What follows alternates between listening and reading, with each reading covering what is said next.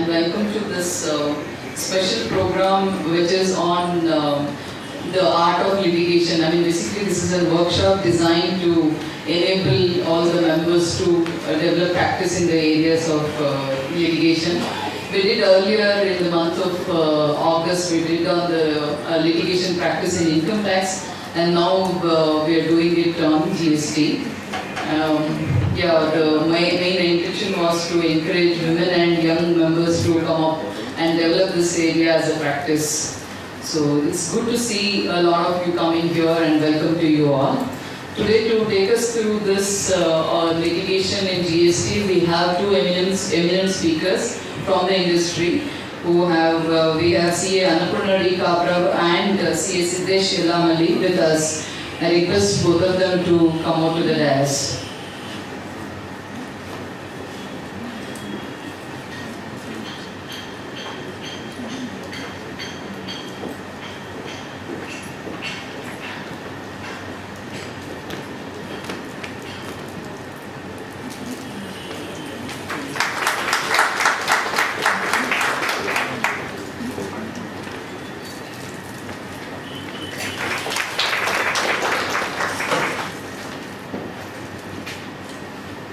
Thank you so much, and welcome to both of you for taking your valuable time and then coming over. And they have to do a lot of preparation, and they've been preparing for a long time now for this session. So it's a pleasure, and thank you for being here. Before I hand over the dais to the experts, and I would like to introduce them briefly. Annapurna Kabra is a fellow member of the Institute of Chartered Accountants. She has completed her DISA and ARM courses conducted by the Institute of Chartered Accountants.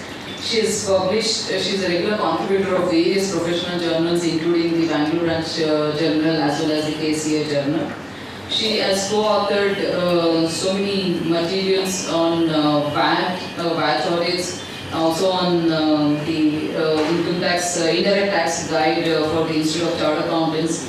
She has co-authored a book on discussion paper on transitional issues towards the GST and assisted in drafting the background material on GST by ICAI.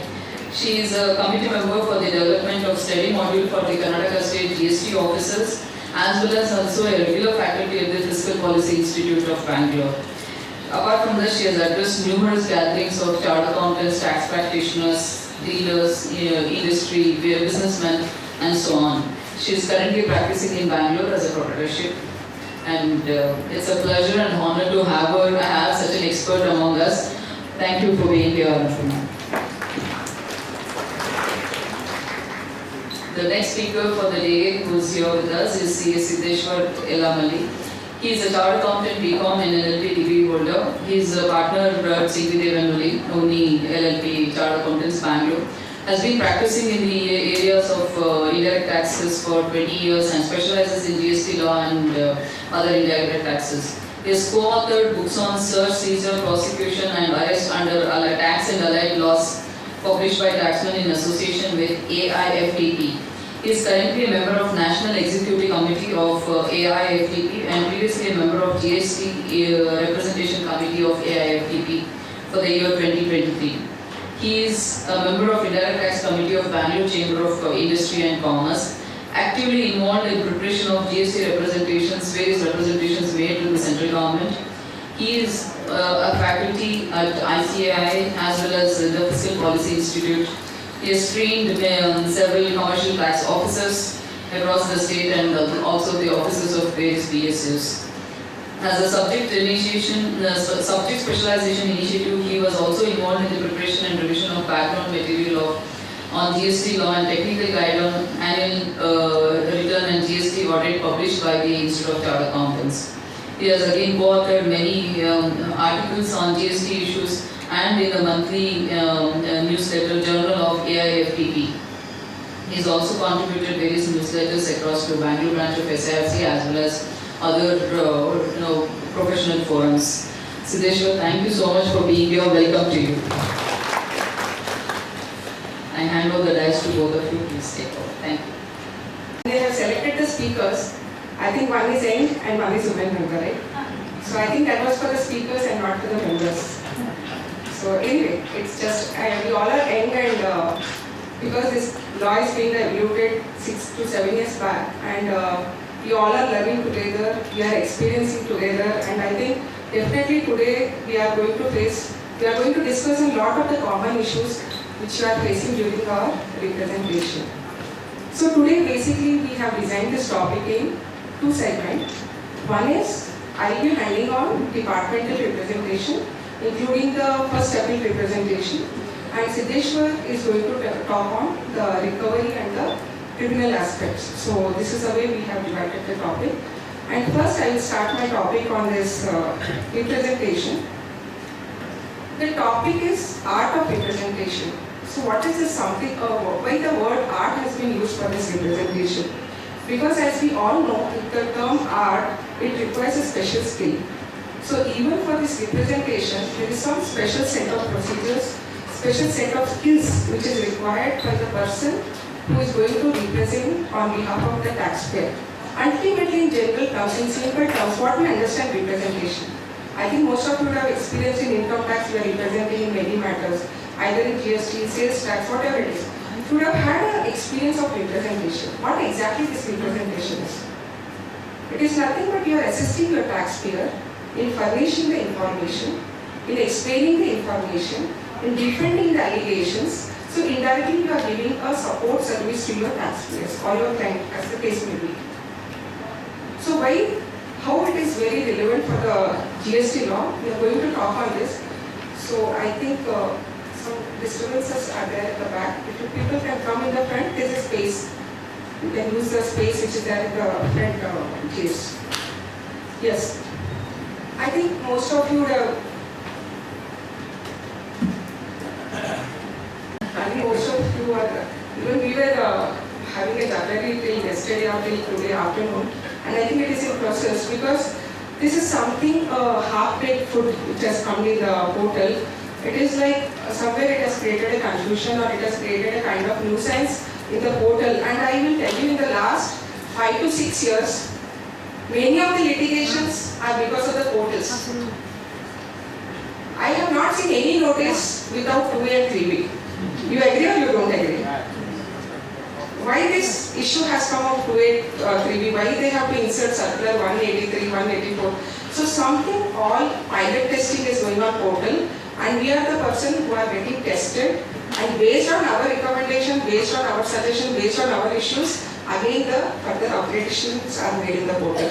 So ultimately, lot of productive hours are getting wasted, I understand, but I don't know why this, though the advice, and first of all, which section is allowing us IMS, I am still not able to digest, though we are trying to accept it.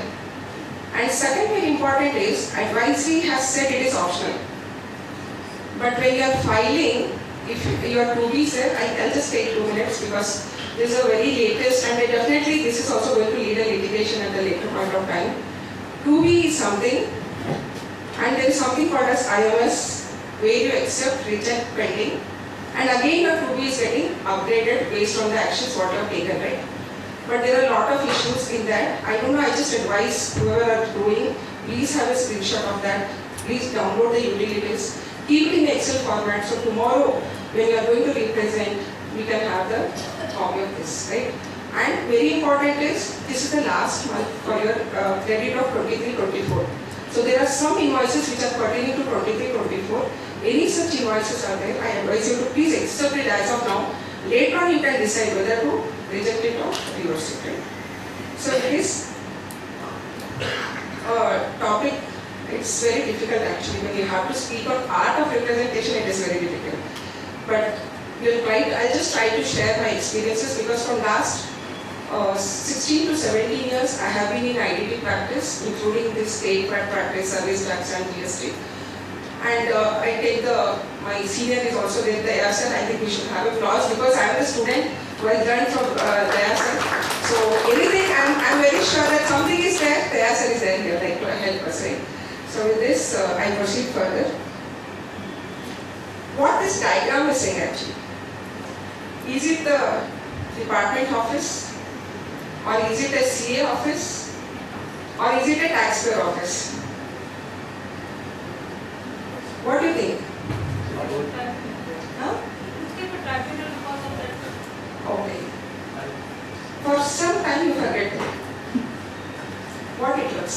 definitely something Siddesh is going to touch upon.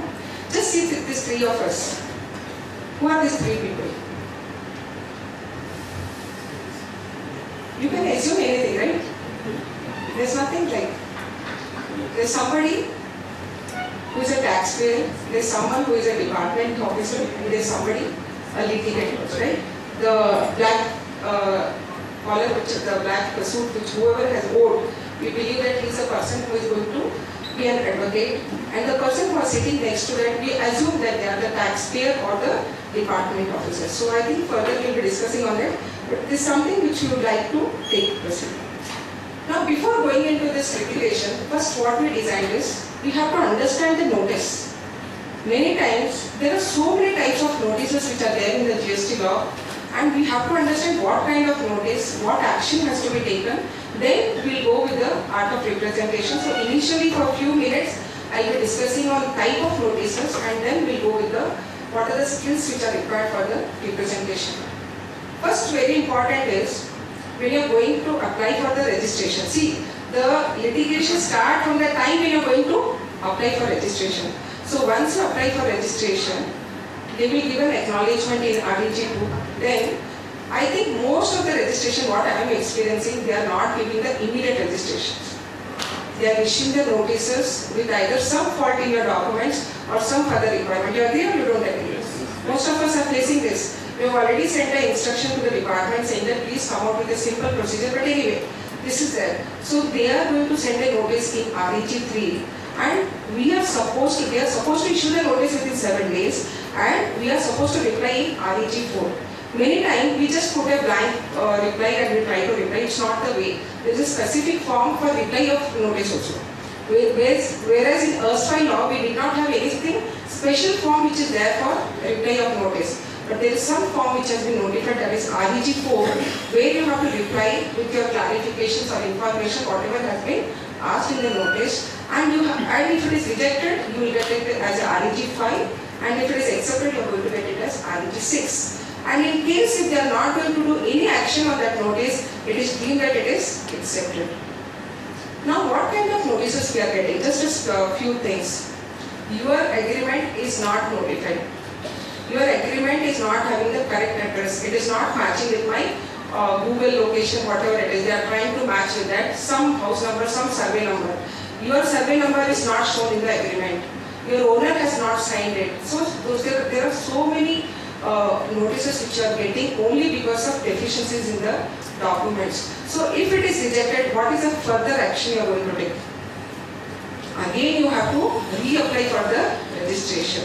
That is a one thing. Or you can go for appeal. If you think that they are not accepting, there is an option for you to go for appeal. But anyway, there is a further, rather than going for appeal, you can go for further re-registration, because in few of the cases we have tried to reapply by correcting all the deficiencies, and possibly we have got the registration. So this is the one way which you have to take it for registration notice. Next, most of us would have received this kind of notice, REG 17. What is that? If you have not filed your returns continuously, or you have not commenced your business within a specified time, or you have contravened any of the provision of the Act, the department has been given the power under section 29, subsection 2 to cancel your registration. It's a very special power which the department is using, where they can issue a notice in REG 17 by issuing a show cause notice, and you have to specifically reply either by filing your returns. If your registration is cancelled because of non-filing of returns for a continuous period of 3 months or 6 months, you are supposed to file the returns and then reply for this notice accordingly. You have to do within 17 days. In case you are not going to reply, it will get rejected. Right? So very important is, any notice it's coming, you have to take some actions. I have seen many times, clients comes to me after a long period of time, where the time period is already been crossed, like 6 months, 8 months, 10 months, then it will have there is a specific time which has been specified, and the action has to be taken within a specified time. So if it is reply is rejected, they are going to issue REG 19. Whatever the reply you are going to give against the cancellation, if it is rejected, they are going to issue REG 19. If they have accepted your reply, they are going to issue the REG 20. These forms are very important for us because technically we have to know which form is given for what purpose. So I think this is very important, and you will be liable to pay the taxes with interest and penalty. And if they are satisfied with your reply letter, they are going to issue REG 20. Next, notice for suspension of registration. Your registration is suspended. It's not cancelled. It is temporarily suspended. During that point of time, you cannot issue your taxi class. During that point of time, you cannot issue your e-way bill. So there is a stoppage in your transaction, stoppage in your compliance in the portal. So in this case, they are going to intimate in REG 31 saying that we have suspended your registration. What can be the reason? Difference between GST 3B, GST 1, GST 2B. I think now next year also going to get, what you are going to get? Possibly IMS also, right? So because of that, if they are going to issue the notice, you have to give the reason and possibly they will reconsider it for re-registration, right? Now next is very important, revocation of registration. Many times you don't know that there is some option in the GST law which gives you an opportunity to revoke your registration. What is that? If the registration is cancelled, there is a specified time. Within that specified time, you can revoke your registration. What is the specific time? The time is 90 days from the date of cancellation. You can reapply for revoking your registration and plus 180 days with the permission of Joint Commissioner and the Additional Commissioner. So for this revocation, you have to file your notice for rejection, all that replies there in 22. So ultimately what I am trying to say is that any registration which is cancelled by the department can be revoked. Not the registration which has been voluntarily applied by the taxpayer, that cannot be revoked. So the revocation is only applicable where the department has cancelled your registration because of non-filing of returns or whatever it is. There is an opportunity for you to revoke your registration. What in case I am not going to revoke this registration? What is the course of action? Within 90 days or within the specified time, I have not gone for revocation. What is the option? How are you going to represent? Your taxpayer has come to you and said, I have not applied for revocation within 90 days or within this specified time. What is the option for us?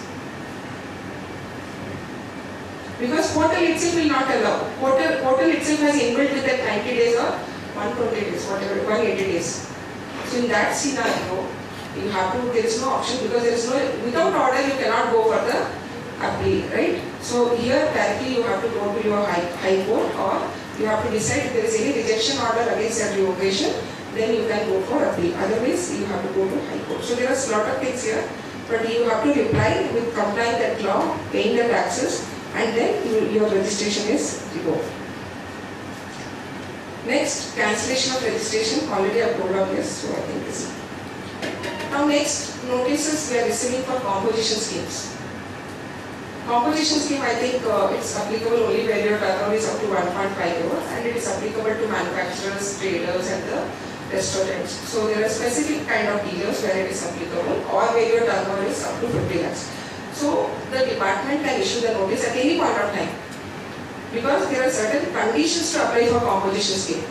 If you have not fulfilled the conditions of the composition scheme, the department can issue the notice in CMP file saying that your composition scheme is not eligible. In that scenario, what are you going to take? How are you going to represent this? It's not something which we have. See, reading the law is different, practicing the law is different. When you receive a notice saying that you have not fulfilled the conditions, for that what you are supposed to do? What we are supposed to do? First, we have to read the conditions. Where is the condition specified? Conditions are specified in section 10 of the GST Act. So once whether we are fulfilling those conditions or not. If you are not fulfilling, automatically you are ineligible for the composition scheme. So in case if you are ineligible for the composition scheme, how are you going to take it? So it becomes a regular taxpayer. So the differential tax has to be paid with interest and penalty as the case may be.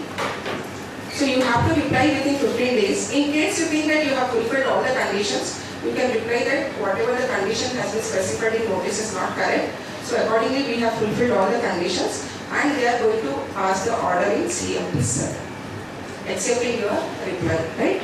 So if they can give the order either for accepting or rejecting. But one thing is, you have to reply for this notice. Let us presume if you don't reply to the notice, what is the action which is going to take place? they have rejected your composition, you have not replied for that notice. What will be the action? Is it deemed acceptance or is it rejected? I want your answer. Deemed accepted? That is, deeming is there only in Group 10. Here, they have said deemed intimated for all other place of business. They have not given that deeming provision is there only for the registration and not for eligibility of the composition. Right? So I think we have to be very careful when we are going to look into this. Any doubt in between, you can raise it, otherwise I will just keep on proceeding. We have completed on registration and composition. Now the most important, pre-adjudication. This we call it as either as an assessment notices or we call it as pre-adjudication notices. What is section 59, we are very clear that it is a self-assessment. So whatever we are filing our returns based on our assessment, it is nothing but your own order which you are getting, which you are filing every month or within the specific term. Now I have directly come to the section 60 as provisional assessment. This provisional assessment is something where the taxpayer has to decide that I am going to apply to the department where there is an issue with the value and where there is an issue with the rate of tax. A simple example. For example, I have a watch which is made partly of gold and partly of silver. Right? It is not gold or silver, I am just saying. So there is something which is made up of partly of gold, partly of silver, and I am not able to ascertain the rate of tax for this. Should I apply the watch rate or should I apply the rate which is applicable for gold? So there is some confusion on that. So what I will do, I will make an application to a department because there is a doubt, there is a confusion either on the value of the goods or there is a confusion on the rate of tax. So in that case, I make an application in ASMT 1 and they just want further information. What kind of information they might ask for this watch? Which brand it is? What is the content of, how much is the gold content, how much is the silver content, whatever it is. They can ask for the further information for this. So that they will issue in ASMT 2. You are supposed to reply with all the queries what has been asked in ASMT 2 and the order will be passed in ASMT 4 whether they are going to allow you for provisional assessment or not. In case if they are not going to allow provisional assessment, then you itself has to determine what should be the rate of tax. But in case if they ascertain, yes, we are going to take your case for provisional assessment, I believe that this is at 5%, but department believes this is at 5%. I believe that the rate of tax whatever is applicable for gold should be applicable for this watch. So there is a difference. So how much amount I have to pay to the department? Should I pay at 5% or 1%? Hope I am clear? 5%? I should pay 5% or 1%? 5%. Why? I have to pay provisionally in the form of surety bond, whatever the difference tax is there, and I have to apply for the provisional assessment. Once they analyze, they are going to issue a notice that is in ASMT 6 for department, why it is 1% or why it is 5%. Accordingly, the final order is going to be passed in ASMT 7. So provisional assessment is there from ASMT 1, 2, 3, 4, 5, 6, 7. Already the 7 forms are covered in the case of provisional assessment. Right? Anytime you have the option for provisional assessment. Whenever there is a doubt in the rate of taxes or doubt in the value, I advise you can go for provisional assessment. Right? There is an advanced ruling also, but simultaneously there is also an option for provisional assessment so that you can save a lot of your penalties if there is any because of short paid or non-payment of taxes. Next, this is the most common scrutiny of returns. ASMT 10, ASMT 11 and ASMT 12. Now let us come to this section this is the most important section I can say in the GST Act, just in pre-adjudication. In this ASMT 10, section 61 is giving a discrepancy in the returns or any other material particulars in the returns. So the notice is very specific. The notice can be raised only when there is a discrepancy in your returns. They cannot issue ASMT 10 saying that your ARERA turnover is different, your VAT turnover is different, right? this ASM return, many times we have replied of ASM return stating that it is beyond the scope of section 61.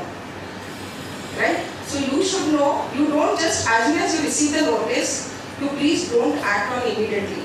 Try to understand the scope of that notice. What is that notice is meant for? That notice is meant only to ask your details from your returns or any other material particulars which are related to your returns. They cannot ask the information beyond this in ASM 10. But in practice, we are able to see that ASM 10 has become like a show cause notice with multiple issues. So what should be your representation in that case? Your representation should be that your notice is beyond the jurisdiction. It is beyond this, the scope of section which is given in section 61. So your issues can be only to the extent of returns and the material particulars. We miss that. We try to feed all the information, right, Soumya? And then what we do? We reply with all 30 days, we tell our team, we tell our whoever it is handling, please, or client, whoever it is, we tell them, please arrange all the details. Immediately we furnish the information. Then, based on that, they either accept or they reject. If they accept, they have to issue ASMP 12. You have to reply ASMP 11, but I will tell you there are many notices where you have replied in ASMP 11, but ASMP 12 has not been received. Yes or no?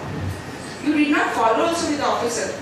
In case ASMP 12 is not issued, it means there is a possibility that they are going to issue the show cause notice, or they are going to come for inspection. So either they can do the audit or they under 65, or they can do the inspection under 67, or they can issue the notice under 73, 74, 76 as the case may be. So very important is, whenever we are going to handle this ASMP 10, very important is reply in ASMP 11, and please see that you get ASMP 12 from the departments. Try to get that, because many times we believe that we accepted and we closed it. This document plays very, very important role. If it is not, then it will lead to a further proceedings. Next. There are two kinds of adjustment assessment in the GST law. I think we have in income tax law. So similarly, we also have in GST law. We have under section 62 and 63. What is this wage judgment assessment? It's something based on the estimation, something based on the guesswork of the officer, where the taxpayer has not filed the returns. They are going to issue an intimation in 3A saying that you have not filed the returns for 8 months, 9 months, 6 months as the case may be. That intimation is very, very important.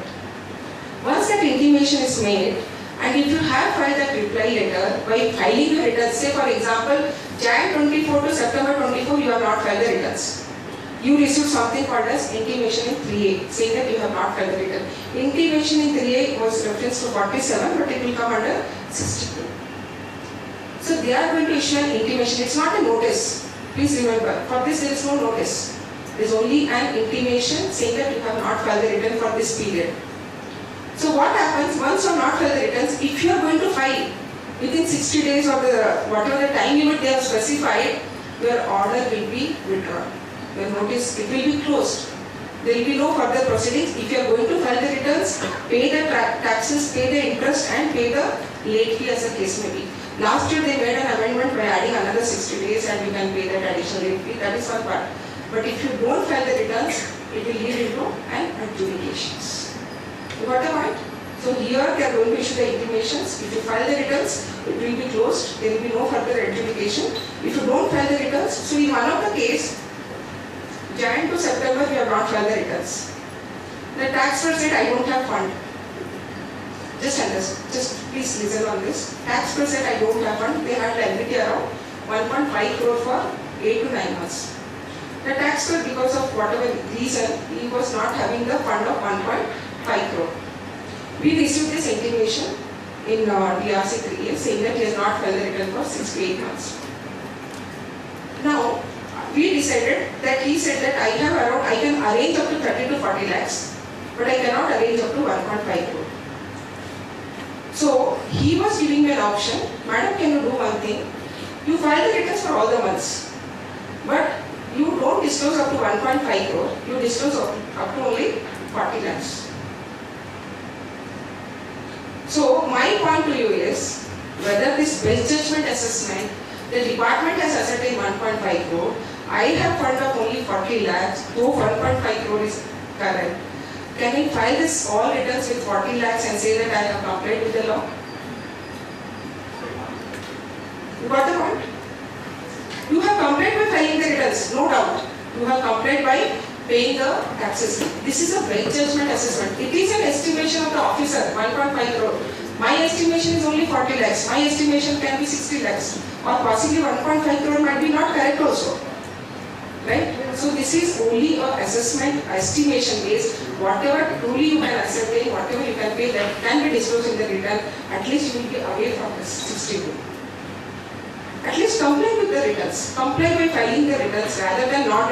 Many times you tell taxpayer, at least file the returns. There are so many repercussions today because of non-filing of returns. If you are not filing, what are the things happening around? What are the things happening? Your input tax credit is getting blocked. You cannot file your next returns. You cannot pass on your credit to your buyers. Right? You cannot generate your e-way bill. You cannot generate your e-invoice. So there are so many things which will happen if your account is blocked or it's not activated, right? So I think it's very important for you to comply with the law and take it further. Now very interesting. This is the one part of best judgment, that is for non-filers of return, who is registered but he has not filed the return. Now there is a next type of taxpayer. Who is that? He is unregistered. I have turnover of 40 lakhs, 80 lakhs, whatever it is, but I am still unregistered. I am filing all my income tax returns, but I am still unregistered. So what the department can do in this case? Department has said there are two criteria for this best judgment assessment. One is, if they are supposed to register and not register, and second is where the department itself has cancelled their registration. Then they can do the assessment of this unregistered person based on the estimation. I'll just tell you one important this what I was handling. One of the educational institutions was unregistered. Right? Why? Because they are giving the education services, and based on 12 or 17, educational institutions are exempted from GST if it is given by or to student staff as the case may be. Now the issue is, this education system is unregistered. But in addition to that, they also have certain services of renting.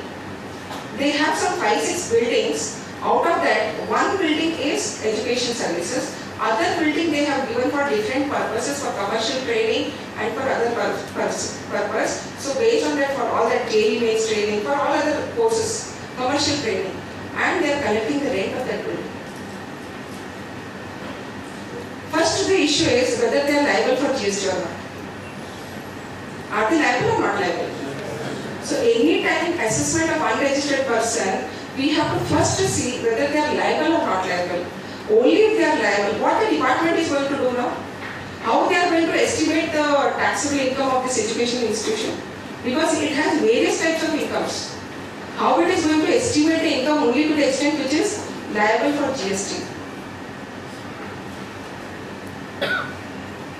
So the department will ascertain on its own basis some 5 crore, 6 crore. You as a taxpayer, and very important, this they can open within 5 years from the due date of your annual return. So it means still we have time.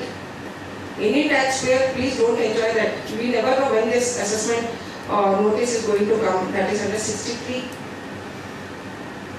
Right? And they are trying to, today the data is digitized in such a manner that any source of information, whenever they are going to visit your place, they are definitely going to collect the information of 100 other taxpayers also. And the way we are uploading the information today, all B2C, B2B, inward, outward, everything is transparent today in the portal itself. So I don't think so that's something they require. And the way the softwares are developed, already they have the ready data with them. Already they have all the reconciliations with income tax, with all other laws, and they are trying to come up with the notices today, right? So I think very important, but in practice we are able, and many times it has happened, the department has cancelled the registration, and what the taxpayer has done, he has applied for one more registration. You got the point? His registration is cancelled. Rather than going for all these proceedings, what he has done, he has applied for a new registration. You can get, because this is already cancelled, there is a possibility that you can get that registration, but that will be subject to your 63. Assessment has to be done under 63. They have to compute, then only they can take it up. But many times they have already given the registration. There are a lot of issues with the stock credit. There are a lot of issues with stock transfer from old entity to the different entity. Is it the same person or is it a different person? So many times, in a very unplanned manner, this has happened actually. So don't think that department is going to keep quiet for the period where it was cancelled and there is no further action, no further representation has been made by the taxpayer. There is a possibility that department is definitely going to issue the notice for that period. They can issue in ASMT 14 and you have to reply within 15 days, and ASMT 15 with DRC 7 is going to be asked for this unregistered person. Right? Anybody has any doubt on this URD? Is it possible that they can do directly 73 for them? Or for all unregistered person they are supposed to do 63?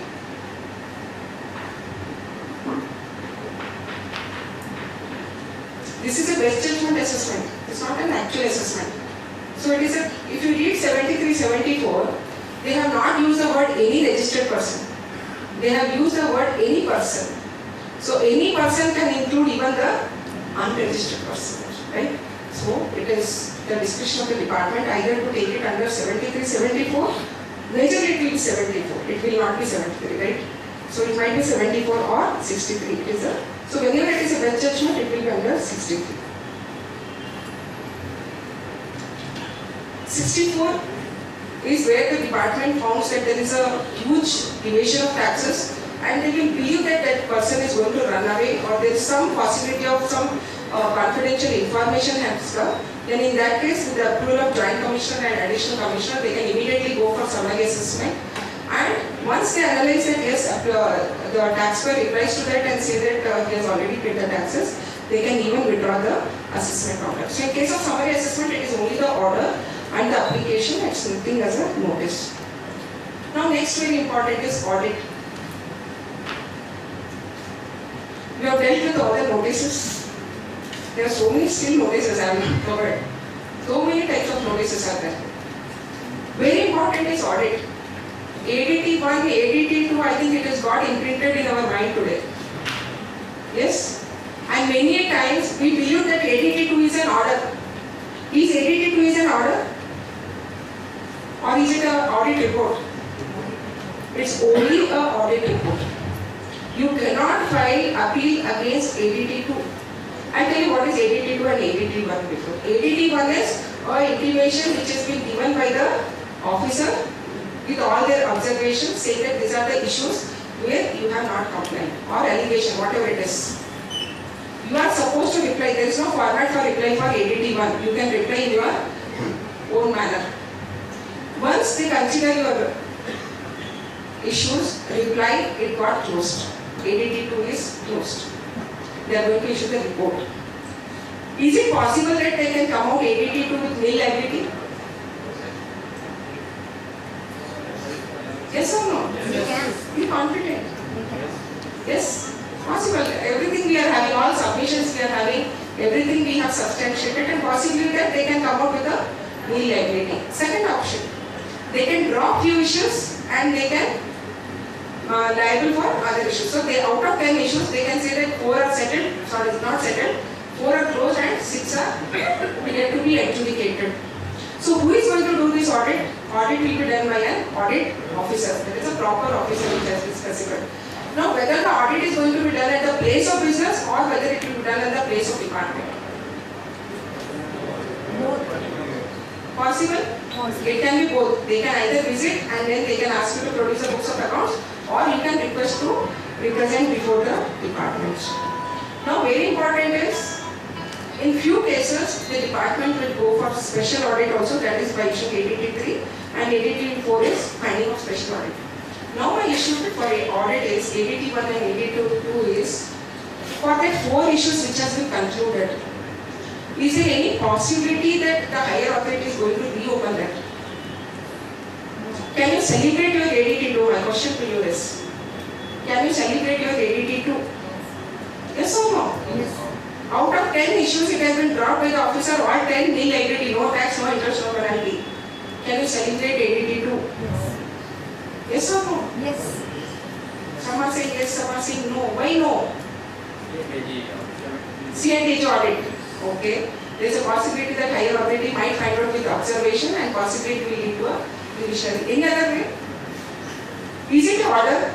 It's not an order, it's only a report. But based on C&AG, as sir has pointed out, that is a one school of thought. Second school of thought is, if you go for appeal, you can go for appeal against decision or order. So can you consider ADT 2 as a decision? Is one more school of thought. Can you consider this as ADT 2 as decision and against this you can go for appeal? I don't agree with that. Because it is not at all an order or a decision, it is only a audit report by the audit officer in the form of ADT 2. Right? So this is what has happened. What in case if you don't reply? You don't reply. He issued ADT 1, he gave you 2 hearing, 3 hearing, 4 hearing, 5 hearing. You have not represented. What he can do? He can issue ADT 2 with the same liability. This is the first option. Second option, you have replied in parts.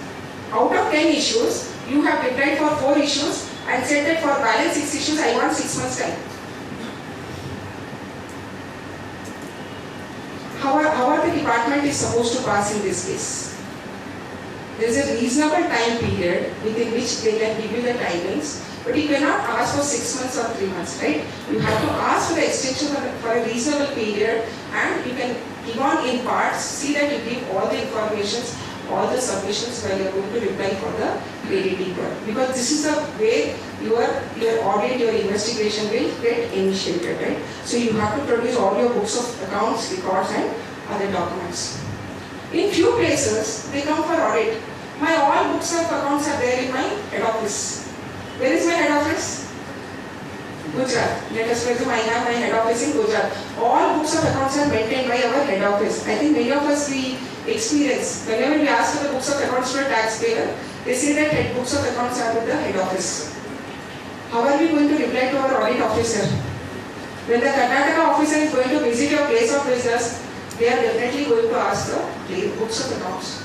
So please remember, even you can furnish the electronic records. You can furnish the manual records, and as per the law, you are supposed to keep your basic books of accounts in your place of business. You cannot escape saying that all my books of accounts are kept at Gujarat head office, so I am not going to produce. You are supposed to maintain the books of accounts at your place of business, whether manually or electronically. Right?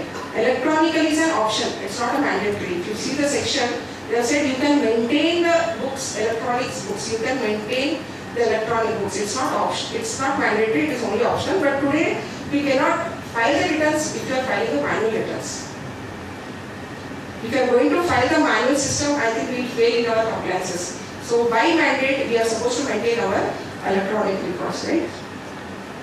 So if it is not accepted, then I think we will go for adjudications. I will not take much time here. This is a refund which is where the show cause notices are issued in RFP 8. There are two kinds of notices and intimations for refund. RFP 3 is an intimation of deficiencies. If some deficiencies are found in your refund applications, they are going to intimate in RFP 3, you are supposed to reply only for correcting the deficiencies. But if once this deficiency is corrected, you cannot correct, you have to again reapply for the refund.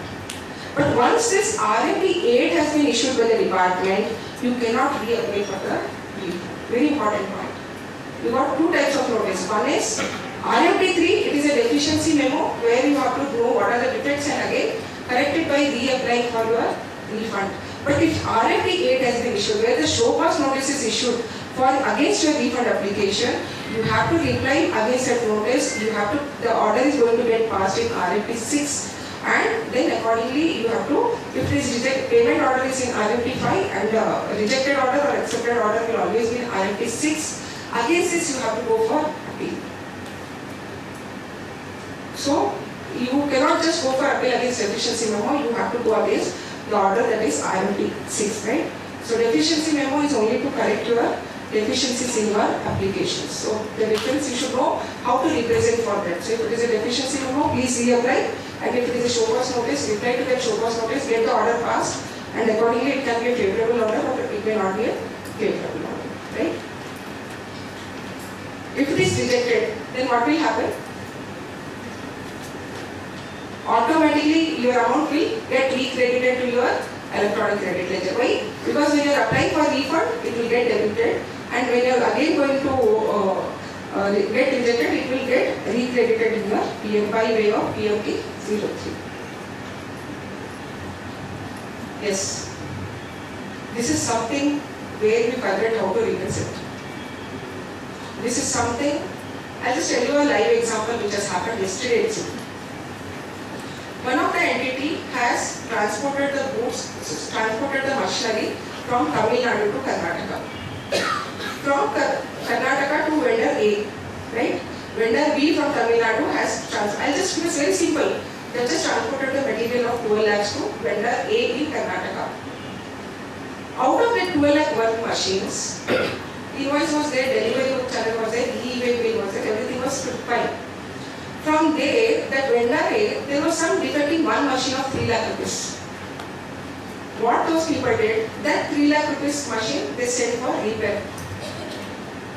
The person who has repaired, he said it is not possible to get repaired here. We are returning back this 3 lakhs worth goods. Why? Because if there is some damage here, so we will return back. It cannot be repaired here, so it has to be returned back. So out of 12 lakhs, only 9 lakh is accepted, only balance 3 lakh has to be sent back to Tamil Nadu. What has happened? The driver remains the same. The transporter vehicle remains the same. He is carrying the invoice of 12 lakhs with delivery channel, e-way bill from Tamil Nadu to vendor A. From vendor A to the person who is supposed to repair, they have not issued any e-way bill because it was within the city, whatever it is. From that place, he is taking back those goods to Tamil Nadu. So he is carrying two invoices with this. One is 3 lakh worth, which is returned to Tamil Nadu. He is also carrying the invoice of 12 lakhs. And this is represented, and when the check post officer has ordered him, he should explain in the transaction that it is a 12 lakh which has been done and 3 lakh is for repair. They have not done that additional documentation when it has gone for repay and again from repay to a additional place. So they carried only the invoice. They are supposed to do some e-way bill compliance, they have not done. And transporter would have shown only this 3 lakh invoice. What he has done? He has shown that original 12 lakh also. So officer got out. There is some non-compliances. So now 200% liability will be of what?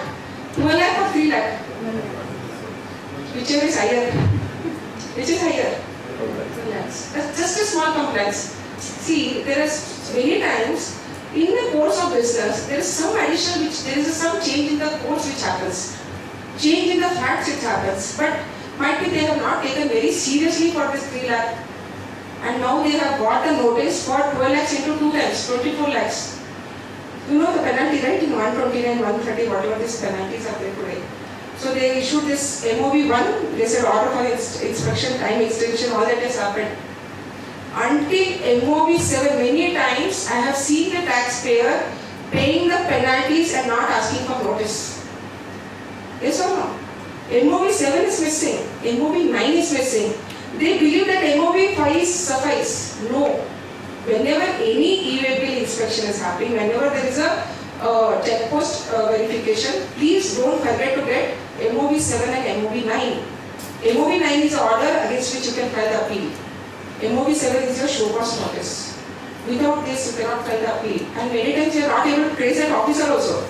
The transporter somewhere online, the owner is sitting in different part, consultant is sitting in different part. Transporter doesn't understand the communication, so whatever it happens, it happens. Ultimately, who is suffering? Whether transporter is going to suffer or taxpayer, either consignor or consignee. So are they liable to pay 24 lakhs only for a small compliance of not issuing e-way bill when the goods are sent for repair? There are a lot of judgments today, I can say you, where they have, the High Court itself has tested and stated that where there is no intention to evade the taxes, there cannot be a non-compliance under 129. They cannot levy 200% penalty for such a procedural error. But there are various other decisions where they have stated that it is liable. And many times your stakes are very minimum, 3 lakhs, 5 lakhs. Can you afford to go to High Court? Can we afford to go to High Court? Many times we will be just juggling with our appeals and tribunals, right? So this is the fact. But when you are representing for e-way bill, you have to be very clear with all these forms. We confuse ourselves presuming that MOB 6 itself is a concluding order or MOB 5 is a concluding order. No, it has to be MOB 7 and MOB 9 against which you have to see that it is concluded. Many times you make a payment. You make payment because without making the payment they are not going to release your goods. There is a provision for even provisional release, like you can go against a bond, but doing for that bond it is equivalent that you are paying that 200% taxes. So you may have to go to Cormangla, you have to do a lot of other formalities. So I think with this there are a lot of things I think which is taking place in the day-to-day life. I think more litigations are today for e-way bill. And I presume that there should be an amnesty scheme even for e-way bill. Yes or no? Today the amnesty scheme is not there for e-way bill orders. Today the amnesty scheme is there only for 73 order. So a lot of litigations are there, a lot of people are litigating for this e-way bill where they are paid 100% while they have released the goods. So I think they have to come up with a scheme for at least for even this e-way bill matters also, right? So I think this is one more very important part. You have to be very clear. And one more I remember, like in e-way bill, the person has written in Kannada invoice. Very interesting. He has issued the invoice, the accountant has issued the invoice, he has written in Kannada instead of English. The officer is saying no, he cannot understand this, so accordingly there is a penalty. There is something you are evading by giving something in language which we don't understand. All these are regulated by state officers only, right? E-way bill, if you see, most of them are state-wide officers. Can't you presume that they know the local language? They have just issued because something was coming outside the Karnataka and they want to harass by saying that your language is not visible, we cannot understand, all that interpretation, all that was there, and they literally issued the notice. Many times, small, and sometimes they will issue the notice saying that your valuation is not correct, your rate of tax is not correct. Are the e-way bill officers are adjudicating officers or are they only inspection officers? What do you think? They are only the inspection officers based on section 68 and based on section 129. But the way the notices are coming, they cannot adjudicate what should be your actual rate of tax. They cannot adjudicate what should be your value of turnover. They can only adjudicate your goods are in whichever they are going to verify whether they are in compliance with the supporting documents, right? So I think this is what is happening around.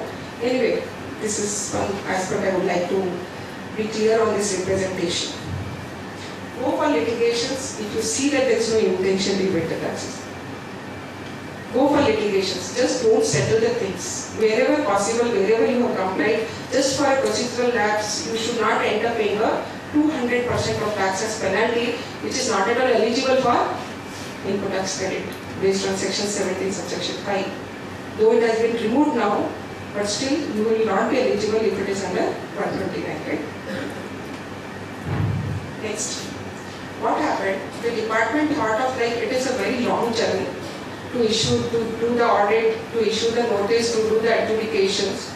They have come out with a very special intimations. What are those? Anyway, DRC 3A, how many of you have worked on DRC 3A? Anybody success till now? It has been already been activated in the portal where you can convert your DRC 3 wherever you have made an error in your DRC 3. You can upload it by using your DRC 3A and to that extent it will get debited to your electronic credit ledger. We have tried, it is still showing it as a system error, so I think we have to wait for that. DRC-1A is an intimation. Prior to the show cause notice, they are going to intimate to tell you how much is your tax, interest and penalty. Very interestingly, they brought this amendment now.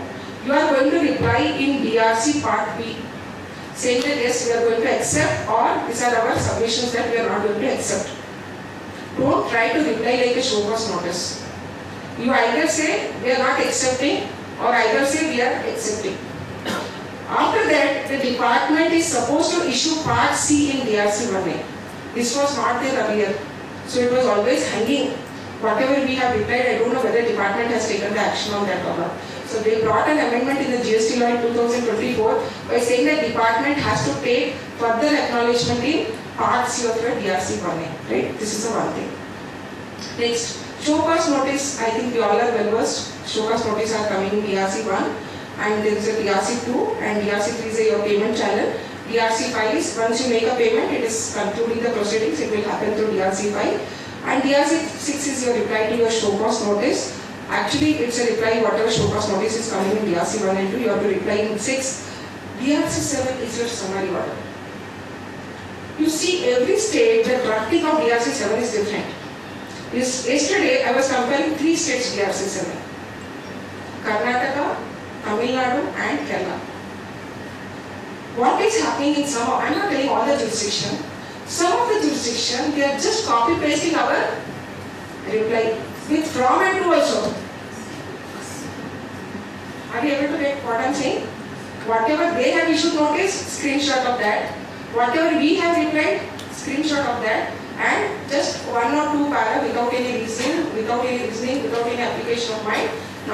We are not allowing this credit or whatever it is. You agree or you don't agree? There are some, I am not telling all, there are few orders which are coming in this manner. Whereas I was able to see in other state, very with reasons, with properly analyzing what the taxpayer has written and what is my reply to that issue has been properly drafted.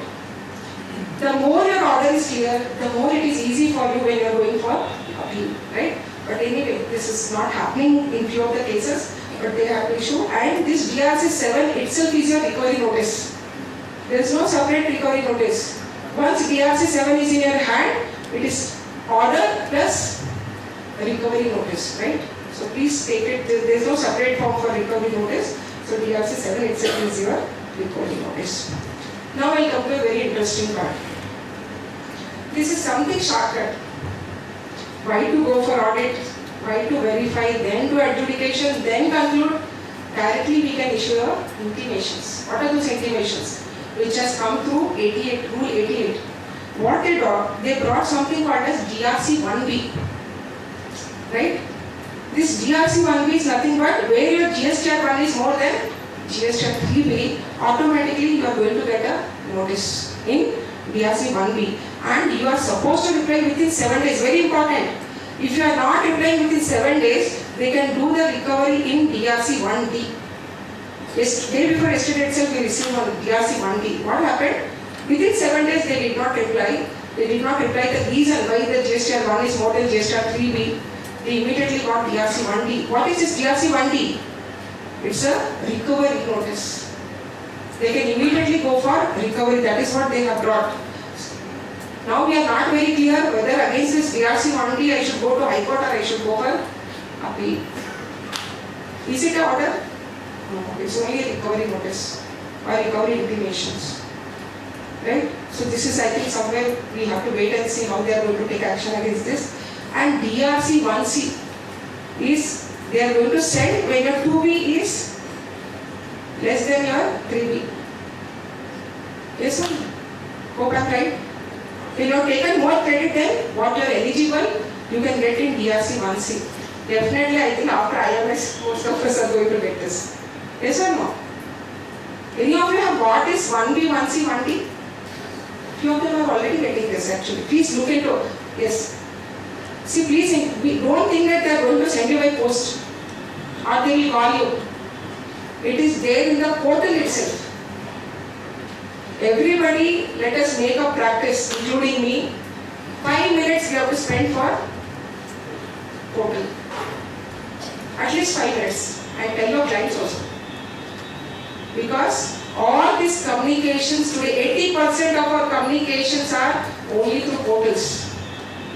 The taxpayer did not see this DRC 1B, he got this recovery notice, he got to know only when there was an attachment to the bank account. He got only call from manager. So very important is, though this is a small compliance, it is very important. If you don't do it, we lead into an adjudications for it, right? 1B, 1C and 1D. Hope I'm clear? So 1B is for GST 1 and 3B. So if you don't comply, it will lead into DRC 1D. And DRC 1C is for difference between 2B and 3B, right? Sorry, I'm doing. Now let us come to the next really important summons. A very, I can say it's very, very important for all of us, because this is very much connected to the topic what we are going to handle today. Earlier, prior to this amendment is from, I think, sir, I think this is from August 2024, sir? Yeah, I think somewhere in August, they have made an amendment saying that all persons summoned and shall be bound to attend either in person or by an authorized representative. So, now today it can be represented either by the taxpayer or by his authorized representative. Very important. Now, if you have given your power of attorney to attend the summons, then the person appearing shall state the truth during examinations or make statements or produce such documents and things as may be required. It means you are equally liable, equally responsible for the truth of the information which has been furnished, which is belonging to our taxpayers. So I suggest, please don't take your authorization unless it is very much required as a technical submissions. Prior to this, during the course of summons, the taxpayer counsel would be allowed to be present with visible distance but beyond hearing range. This was there earlier. But now, even the authorized representative can accompany the taxpayer. But I advise, let the taxpayer give his attorney to represent, and you can only assist him for producing the information or technical information wherever it is required. Otherwise, I believe that it can lead into some different, possibly if you are not very sure of this information. So that is what I can. And don't get panic when you receive all these summons and all. If you are complying with the law, just furnish the info. See, summon is nothing but an inquiry. INQUI. It is only an inquiry of information. It is not something investigation or adjudication. It is only a collecting of informations. Based on that, they are going to decide whether they are going to go for adjudication or investigation as the case may be, right? And whenever you are not prepared, don't give half informations. Don't give incomplete informations. I have seen many of the taxpayers with their tension, they are like, yes, we did this, we did that. No, not required. You have to tell your taxpayer, don't get panic. Let us first collect the information, present the information in proper manner, so that it will assist you at the time of adjudication and litigations, right? And I have time, I think another 15 minutes, Siddesh? 15 to 20 minutes, right? Yeah. Then we have some higher authority who is the revisionary authority, who may not be an adjudicating authority or appellate authority, but they have the power to review the order which has been passed by the adjudicating officers or which has been passed by the appellate officers, right? So one interesting point I thought I will just share with the members, which I was reading yesterday itself. Revisionary authority in VAT law, revisionary authority has already passed the order. There is a possibility that another revisionary authority, based on the assignment of commission, they can again reopen the case. Right? But in GST, it's a welcome amendment that they have said already the SMR proceedings have been concluded, there cannot be further revisionary proceedings. I think this is something which is a welcome amendment, right? This was not there in VAT law, but something they have brought in GST law. So if already revisionary authority is concluded, there is a less risk that it is going to get reopened like VAT law. So okay, I think I'll just proceed. All this is self-explanatory. There is a time limit for passing the order. I think this is, we all are well versed within 73 notice, what is the time bar. Many times we have still received the notice for 1890, 1920, they are testing us. If you accept, not accept. So you should know what is the time limit within which they can issue the notice. Few of the taxpayer papa, they don't know, they are just furnishing the information. So just say that it is time bound, your order will get dropped at that point of it. So you need not go for merits of the case. And very important is the monetary limit is given for the central officer based on circular 3/3/70, but there is no such monetary limit which has been specified for the state officers. We have in other states like Tamil Nadu and all, we have a specific circular, but we don't have that in Karnataka. So even CDO can pass the order where it is ranging beyond 5 crore or 7 crore based on the assignment of the commissioner. So I was in fact trying to hunt for that, but there is no such circular which has been passed by the state government for monetary limit. So whenever you are going to check your notice, check that whether it is within the proper officer with monetary limit, right? Right? Extension of limitations, I think this is the argument which is going on.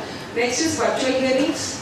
Already this is passed only by central government, it is not yet passed by the state government, and already few central government officers are mandating us to go for virtual hearing. So as on date, virtual hearing is mandatory, physical hearing only on the request of the taxpayer. But I don't know how it will be effective, how are we going to represent, how are we going to give the bunch of informations.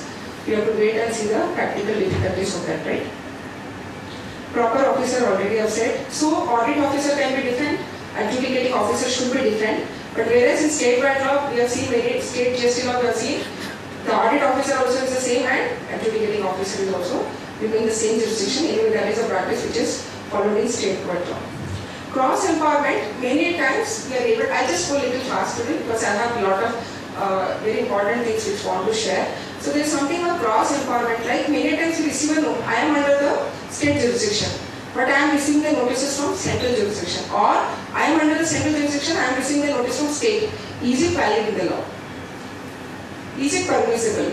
So that was the issue which I discussed in many of the cases to understand that whether the officer is empowered to issue a notice to a person who is under the state jurisdiction. So this a lot of decisions are pending before, like RAM agency cases and various other cases it is pending before the court. But recently the RAM agency case has said that there cannot be further proceedings if they are registered under the state GST. It has to be concluded by state GST itself. Right? If the proceedings are taken by state, if they are registered, if they are assigned under center, then the adjudication should be done by center itself. This is what the decisions are there. But Kupan Bundan has given a differentiation between this inquiry and proceedings. Even though summons is issued by center, the state can also do the adjudication. So there is some, they have to bring out with a common procedure for this. As on date, we don't have any common procedure. So even departments are issuing their notices. So how are we representing if you are receiving multiple notices? You are receiving from center, you are receiving from state, you are receiving from state enforcement, state audit, state investigation. How are we representing for that? Whichever has come out first, please represent to that. And for all other notices, you already say that our proceedings are going on with this jurisdiction. So accordingly, we request you to drop this notice. If it is a same issue, you have to do that. If it is a different issues, center has come out with some different issue, state has come out with different issue, then you have to represent to the respective authorities. Right? Hope I am clear? Next. The communication of notice already I have said you. There are many single SCN which are received from multiple years. That is permissible based on a recent judgment of Harris Mohammed. But they have to do the quantification year-wise and order also has to be passed by year-wise. I think this is a single bench decision of Kerala High Court. You have to wait and see because the title has given a different judgment, whereas the single judge has given a different judgment. So we have to wait. But as on date, multiple single show cause notice for multiple years is permissible. Now I just took the pointers for this representation. First, understand whether you have done online filing or offline filing. When you are doing online filing, there is a size 5 MB, 3 MB, whatever it is. So there is a possibility that you have not uploaded all the informations. So if you have not uploaded, please see that anything is missing in there. Then in your file, I need not tell you all this because you all are well versed, but just something we missed out, I am just trying to say. Keep the copy of letter of your personal hearing. Right? Please keep that copy with you. Many times you don't carry that copy. You have to keep which date, what is the notice which you have received, copy of show cause notice, copy of reply to your show cause notice, copy of relied upon documents, copy of summary notes on submissions, new case laws, act notification circular, carry your power of attorney, and if possible carry your visiting card also. Many times when we sit outside, they call us, they say, please send your visiting card, then we are going to attend your case. So I think these are very, very important. And next is, attire is also very important. I think Siddesh is going to talk more on that attire, what is the attire required for tribunal.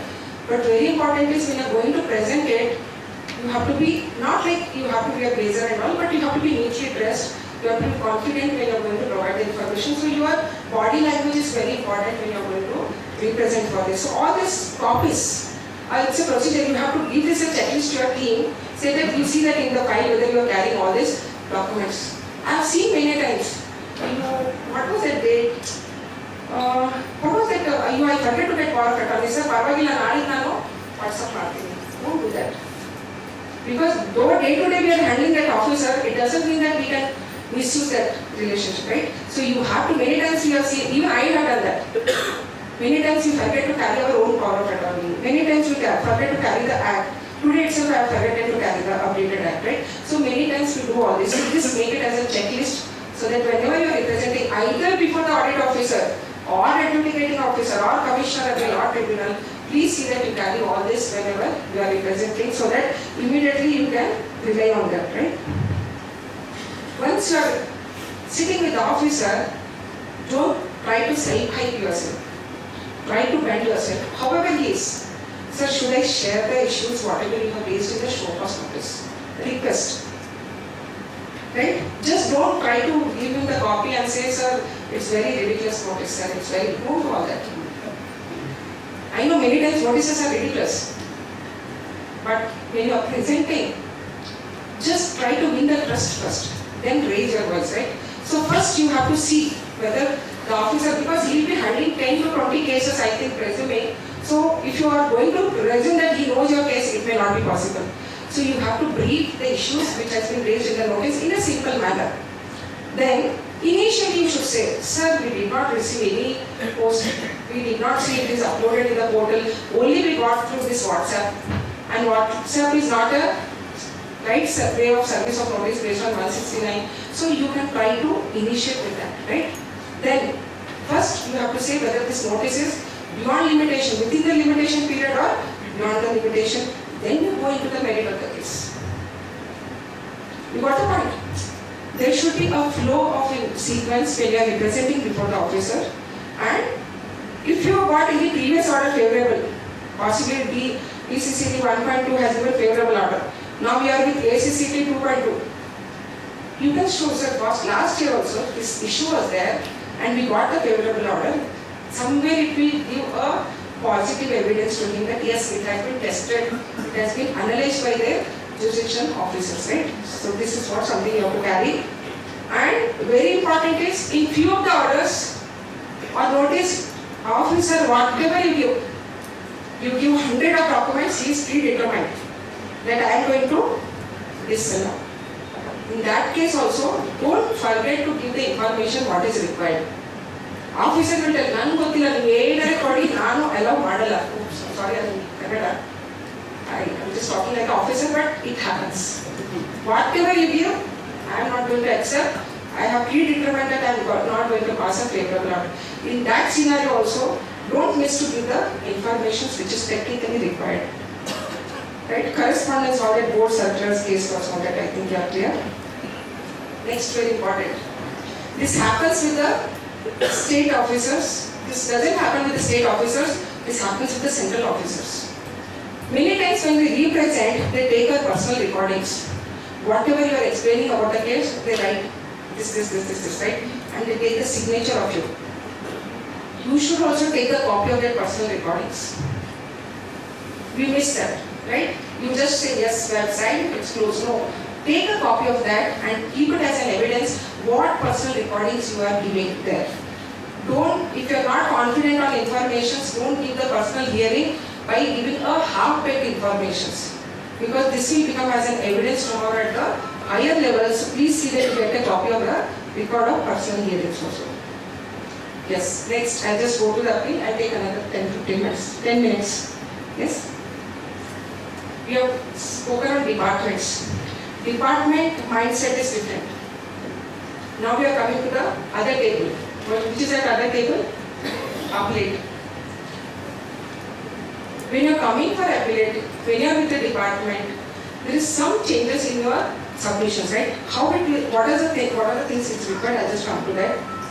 Who can file appeal? I'll just take technically little faster. Any person who is aggrieved by this order can file this appeal. He has to file the appeal within 3 months of the date of communication. And from Jan 2024, I think they have added a tab. Very important to all the members here. Please don't look only notice. Also look the tab of additional notice and orders. In that tab also there are many notices which are getting. It is not there in notice, but it is there in additional notice.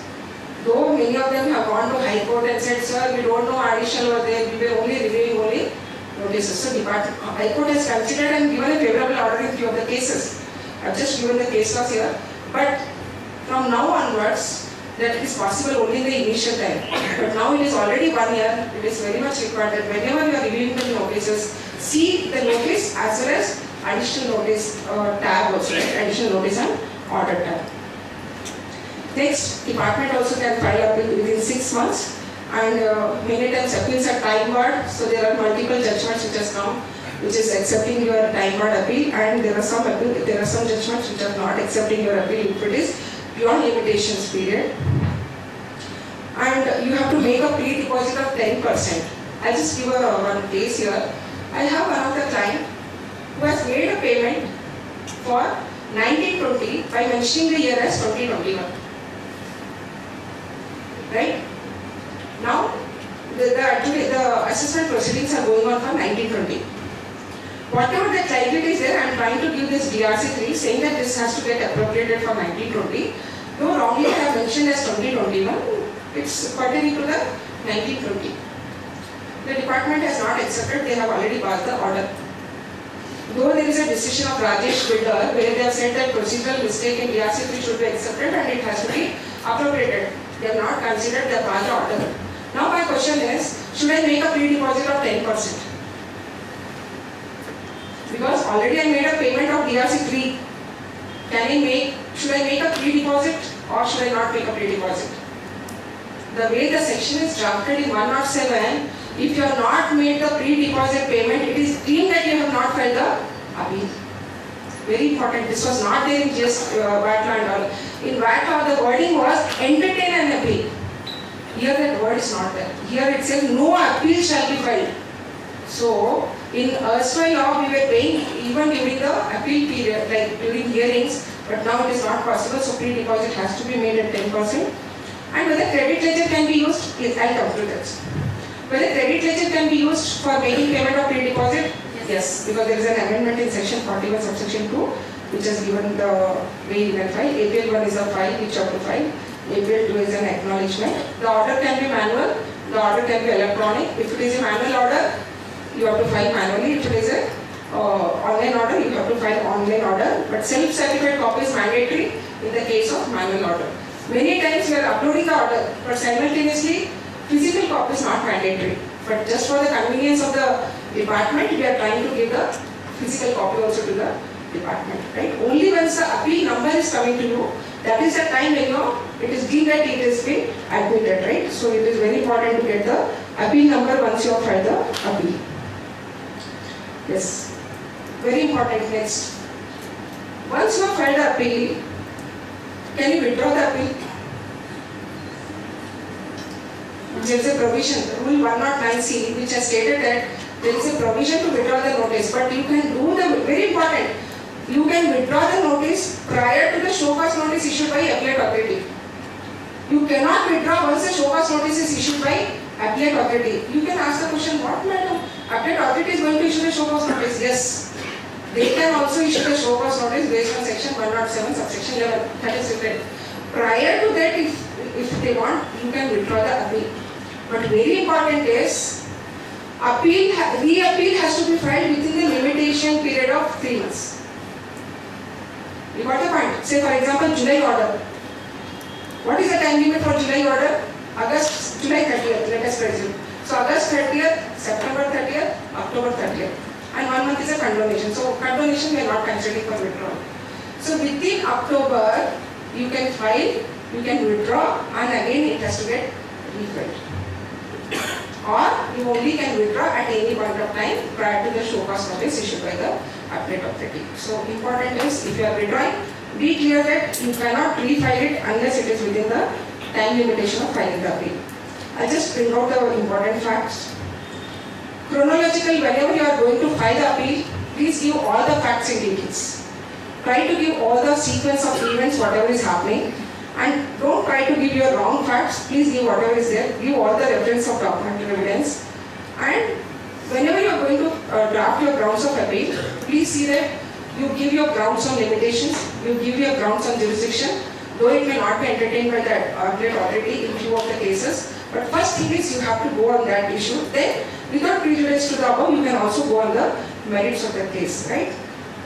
Then interest and penalty, you should also plead that when there is no tax payable, there should not be any interest, there should not be any penalty. You should plead for that. Unless you don't plead in your grounds of appeal, they may not give the relaxation. And also you should not forget to do a prayer of refund of pre-deposit.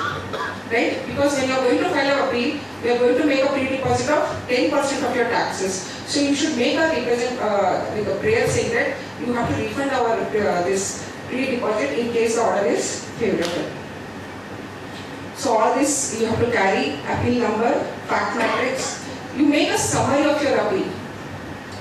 Whenever you are going to represent before Joint Commissioner, just don't carry the whole bulky file and sit in front of them.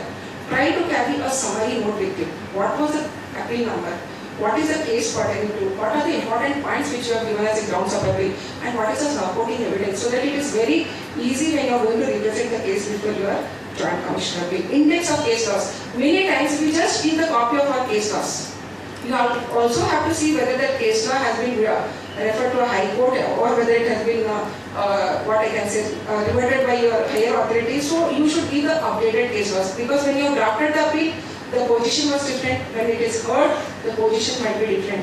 So be careful whenever you are giving the reference of the case laws. And very important is, in few of the appeals we have seen that you are just referring the erstwhile decisions.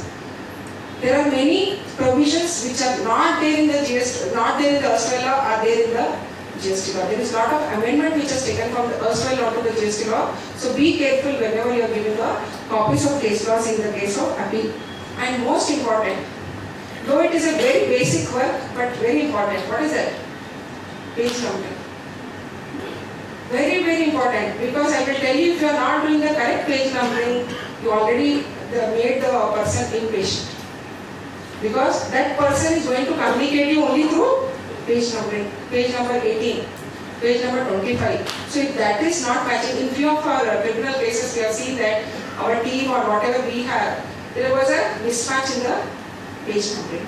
He is talking page number 12, I am referring page number 18. So there is a mismatch in page numbering. So always see that your page numbering should be correct, whatever you have furnished to the department. Yes, so I think this is what. So last slide before I conclude on this. Be within the scheduled time for hearing. If as called as 11 o'clock, just don't try to reach according to your convenience. You make yourself sure that you are within the scheduled time. Try to keep your phone on the silent mode. Try to keep your phone on the silent mode if possible, so that it doesn't disturb your conversation with the officer. If you have gone for adjournment also, request for the adjournment, because as per the law they can give only 3 adjournment, right? So you have to request for the adjournment with a specific reason. Well prepared for the case. We have to be well prepared for the case before going for representation. Confidence is very important, because 80% we win the case with the confidence itself. Yes sir, we are ready. You ask us what you want. We are ready with this. Yes. So that confidence should be there. Be crisp in the submissions. Sir, in sales tax we did this. Sir, in VAT we did this. No. When you are giving the submissions, be crisp. Be to the point when you are giving the submissions to the officer. Do not ridicule the order or SCN when you are trying. And most important is, don't interrupt the officer. You may know many things, officer may know many things. When officer is trying to explain you something, listen him completely, whether it is right, wrong, whatever it is. You have to listen him carefully, then try to reply with the submissions. Many times we don't allow him to speak completely. We break the chain of our sequence, right? So these are the small tips which we have made the mistakes and learned with all that. So I think I thought I'd share with our own members. And I'll just tell you with my experience, many times during representation I have been found that some mistake is made in our appeal. You believe it or not? When you have drafted, when you have viewed, everything was fine. But when we were representing, with some documents verification, we found that something is missing. It happens with all of us. You agree or you don't agree? We have to agree. If something we found that yes, something is wrong here, you should not try to defend a different case. You have to accept if something is wrong, or something which you can say that yes, it is not a evidence, or I may not be able to produce that evidence, rather than artificially creating those documents, right? So what I am trying to say is that when you realize that you have made a mistake, accept immediately. Take steps to rectify. Sir, I think we have made a mistake in filing this wrong document. I think it is pertaining to the next year. We have not furnished to the current year. We will furnish you in the next submissions, right? No, sir, I think you just accept based on this record. No, don't do that way. Try to rectify and do your correction in your documents also. And last I can say, try your best. Whether it is before audit officers or accreditation officer or appeal officer or whatever it is, we have to see that we try our best. And today the amnesty scheme is an example. The one who have litigated, who has done the litigations are the winners. Yes or no? The person who has already paid 16 for tax credit, he cannot get the refund of that.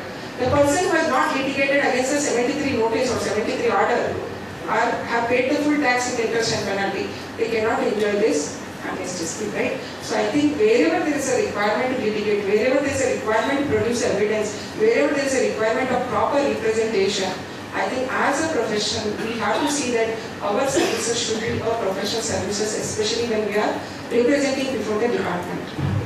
And fortunately or unfortunately, I got the opportunity to train all kind of officers. So I can know the level of knowledge, what the different kind of officers are there. Professional officers were trained in a different manner, enforcement, even citation joint for me, even enforcement officers, I think even the joint commissioner level we have trained them. But the training is different, the practice is different, right? So what we are talking here is the practice. We have to first be updated with the laws. Somewhere I learned in WhatsApp, one form, just don't produce it. Try to learn on the sections, rules, amended, updation, and then try to give that information to the departments. Sometimes your own evidence will revert to you. Yes? So I advise all of you, like, be confident, be well prepared, including me, that it's a learning for all of us. With all the experiences, we are definitely going to learn further on this. And I think a very important topic is tribunal. Yesterday it was there that they're very soon going to form this tribunal, and very important is Siddesh is going to try to highlight how we are going to get prepared for tribunal and what are the issues which are facing now with the current scenarios of your commissioner appeal order or the divisional order. So I think with this I conclude my talk today, and I thank you all the members for making this session quite interactive. Before this, I will take the answer question. Just carry on. I'll finish because you were asking something. Yeah.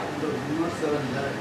Because the appeal authority can go for a issue focus to this, which is not the subject matter of litigation. Yeah.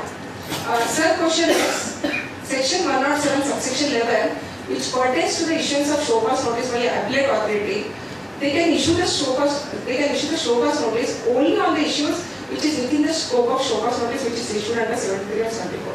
So they cannot come up with an additional issue or additional what I can say allegation saying that they can be adjudicated by the applicant. No. Whatever the issues are covered in the show cause notice, only to get extent for that additional information, they can issue the show cause notice based on an answer. Yes. It is under 129. It is the part of 129. You file appeal. And you get the stay by paying 10% of the 25% it is there for e-way bill appeal. So I'll tell you the practically how it is happening. For e-way bill appeal, we are paying 100%.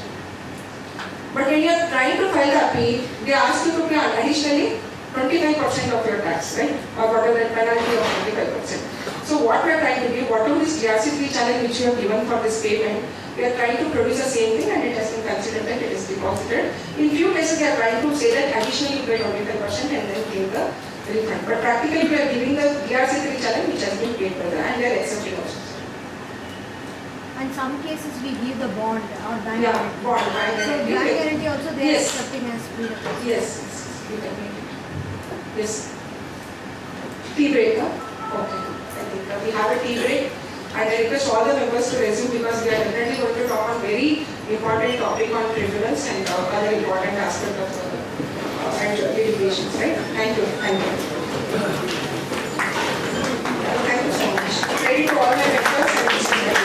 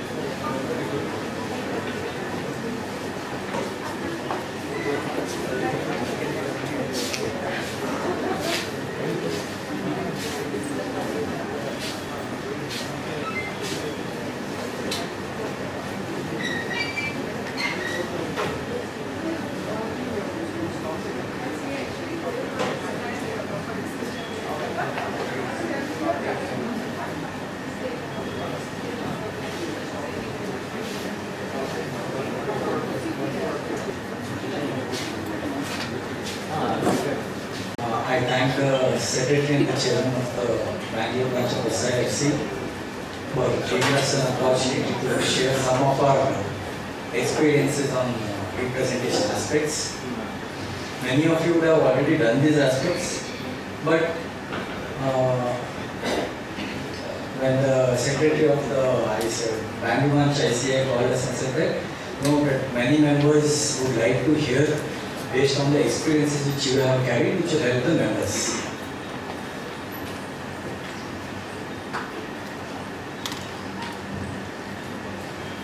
When Annapurna Madam started the session, we had all various notices she covered and what are the various aspects you have to take care. How many of you see test matches or have seen test matches? Wow, great.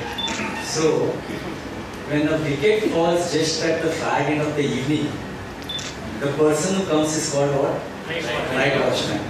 So when the opening batsman has finished everything, sixers, fours and other things, I am here as a night watchman to keep the wicket on, keep the momentum going, and I am sure many of us are having had a tough day today because today's date is 20th. So, 2 billions getting filed. In the meanwhile, many of us are here. Messages coming from our team saying that some problem is happening. It is there. Now when we had a tea break, all these were happening. Fine. Some of the aspects, before I go into the session, I thought certain points which Annapurna Madam mentioned, I thought I'll just touch upon those things. Many of us file the returns for clients, right? So I think we have an Excel sheet which has name of the client, user ID, password, right? And we take all the onuses of all that. Madam mentioned saying that notices are getting posted in the portal, either as a notice or an additional notice tab, right? When we take up an engagement with the clients, please first thing to tell them, though you have given me your user ID password for uploading, don't just share this as a oral communication, share this as a email with the engagement letter saying that it is not my duty to check your portal daily, whether there have been notices uploaded or not uploaded. Because tomorrow, a classic experience for me itself. Few days, my team member of our own entity wished to see the login. Okay. To our luck, he opened an email came. Sometimes email doesn't come. Just one day before the due date for Rule 88D, difference between 2B and 3B notice had come. We were lucky that the email came before that. We filed the reply, fine. But in not all cases you are going to get the email. Because they say once the notice is uploaded, it is done. But the problem is that they'll put some date there. But you don't get the audit log when it is posted, right? Do you get the audit log when the notice has been posted? No, right? So it becomes much more difficult for you to say, I have not seen and stuff, right? So practically, as a practitioners, don't take a bonus. And one more good practice is, you say that I'll post the return on the portal, save it. Let him do the filing using his user ID password there in his system. Because whatever returns we file, it captures the IP address. So these are some important things we should keep in mind. One more point which was mentioned is IMS, right? Why do you think they have not made it mandatory as of now? They are testing the portal is all fine. Is it backed up by the section and rules IMS? I didn't find any reference to any section or rules. Correct me if I am wrong. If anybody has that insight, please share it to me. So this is in trial. So 21st December, where the council meeting is going to come up, some recommendation will come. Because the moment, what has happened in 2A, 3B, what is the ground we are taking while filing our submissions? It was never a law. First point is that 2A, it was never a mandated thing. Then they bought 36. Then 43A. 43 was never notified. So we are telling you are trying to do a backdoor entry, 2A never existed. But end of the day, what court said that one of the conditions for you to prove is that taxes have been paid by the supplier. So though we may take a lengthy argument, 2A was never a requirement, all that stuff, court will ask you. So what was the relief given? There was a circular issue saying that you get a certificate from the supplier if it is below 5 lakhs. Is it the taxable turnover or ITC? Circular mentions? ITC, right? And that ITC relates to the amounts which have been not uploaded by the supplier. When I was appearing before an officer, he told that if the total credits which are not uploaded in 2A is more than 5 lakhs, I need certificates for everyone. But the circular says for each supplier it should be considered as 5 lakhs. Fine. So if we try to explain, certain times when he is trying to say, even we give the reference of the circular, the para says the registered person and all. But don't push too much. Okay. He's made up his mind that he will not give you the relief if you are not producing the certificates. So, if the submissions is writing or something, then give, sir, I request you to make this mention in the hearing record. Center generally writes a recording, but some officer, the person has appeared, reiterated the submission and close. But some officers do write detailed points. In certain cases, the officers are so diligent when we are making a representation and hearing, what all I made a mention. So finally 6 points was produced in a lucid manner. So when these representations, personal hearing copy is given, in a hurry, just don't sign that and give off. Read what has been mentioned by the officer. If there is a correction, please make a mention that this correction is required. They will do that. And then you sign it. In a hurry, okay, now the hearing is over. Okay, fine. In that pressure, I just want to come out of the cabin. Right? Drafting is one aspect. Appearing before the officer or appellate tribunal or the first appellate tribunal, the pressure is totally different. How much your seasoned practitioner we may be, but that fraction of things till the momentum starts for representation does take a toll on everyone, right? So in that moment, just don't blindly sign that and come off. If there is correction required, fine. And there was a mention about virtual hearing, right? There is a instruction issue.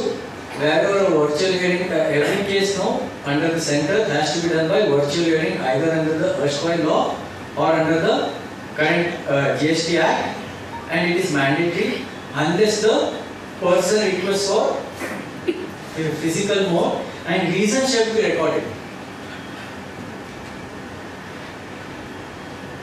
A recent hearing which happened for the service tax thing, and personal notice hearing came. They said so and so date is your hearing, it will be virtual, we'll intimate the time. Only first page we generally see, there was second page also. There they clearly mentioned, these are the instructions you follow, you have to log in at so and so time. And there was a mention saying that your personal hearing record will be shared to your email ID. And from the date of receipt of the personal hearing record, leaving that first day, whatever is recorded in that, you can add to that or change and submit that by way of reply by signing the PH record. If you don't reply that within 3 days, right, excluding the day of hearing, they said that whatever is mentioned shall be deemed to be taken on record. There was one technical point which I had stressed to the officer, saying that this particular aspect is not applicable for this section, what allegation has been made. So he noted only that point. I had even mentioned about period of limitation, right? Now you have to distinguish suppression of facts under the erstwhile law vis-a-vis the GST. Under the erstwhile law and service tax, the word used was willful fraud, willful misrepresentation of suppression. Same thing is there even in GST, but they have defined what is suppression. In the erstwhile law it was not there. But we had declared this particular transaction in the return. But in the PH I made that, I had made it run through that particular return saying this is the page number, I have disclosed this. So where is the question of suppression? The notice mentioned that it is suppression. So I said there is no suppression at all. But in the PH record which was shared to me by email, that point was not there. So I added that point before sharing it. Because they mentioned if you want to add a point, add that. And an important point which was mentioned, page numbering and other thing. To my bad luck, we had told to the client, because it was a bulky submission and signature was in another state, print the main appeal paper, submissions was page number because it was under the word copy. I had a bulk of supporting returns, case laws, everything. We had told him please number that and put annexure number also. And what I thought he will do, he did that. He has not put the numbers to that annexures, neither is put annexure 1. So I am telling the submissions, it is virtual. Mr. Counsel, Mr. Siddheshwar, who is chartered accountant, you have given such a bulky submission, you are telling annexure 1, where is the annexure 1, there is no post-it, no page number. I knew that this might come, so I had done a PDF numbering everything and kept. And to my bad day that day, share screen network. But officer was kind enough, he said that you give this thing, whatever is the relevant thing, you send it by email. So these basic things which are there, we will tell our team members to do something. So before submission, this was because it had to go directly and due date was very coming too close. We couldn't ask them to give it to our office and then send there. So this was a bad experience, but generally when we are submitting from our offices before it goes, we see all these things. This is one of the things. So art of representation just is not what we are going to speak. That is the next step. But before starting, it starts from various intimations, which was discussion, then it will turn into a show cause notice. When you are replying to those things, whatever evidence has to be attached or mentioned, please mention that. Right from the day one when you receive the notice, what all proof you have to give. Don't bundle the proof, evidence of your facts is different, putting tons of case laws is different. So first, understand the facts of your case, what has gone wrong or what is wrongly alleged in the notice and whether you are correct. Put all those points. And the relevant supporting should be there. What will we do is, when I go to the officer or the first appellate authority, I try to show that in my booklet, but I wouldn't have submitted there.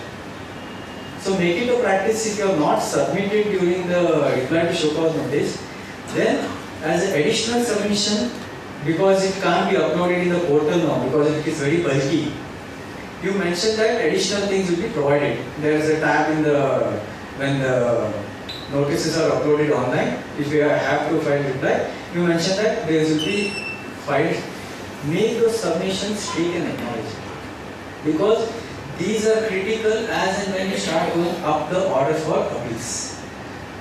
First appellate authority, then to the second appellate tribunal, then to the High Court.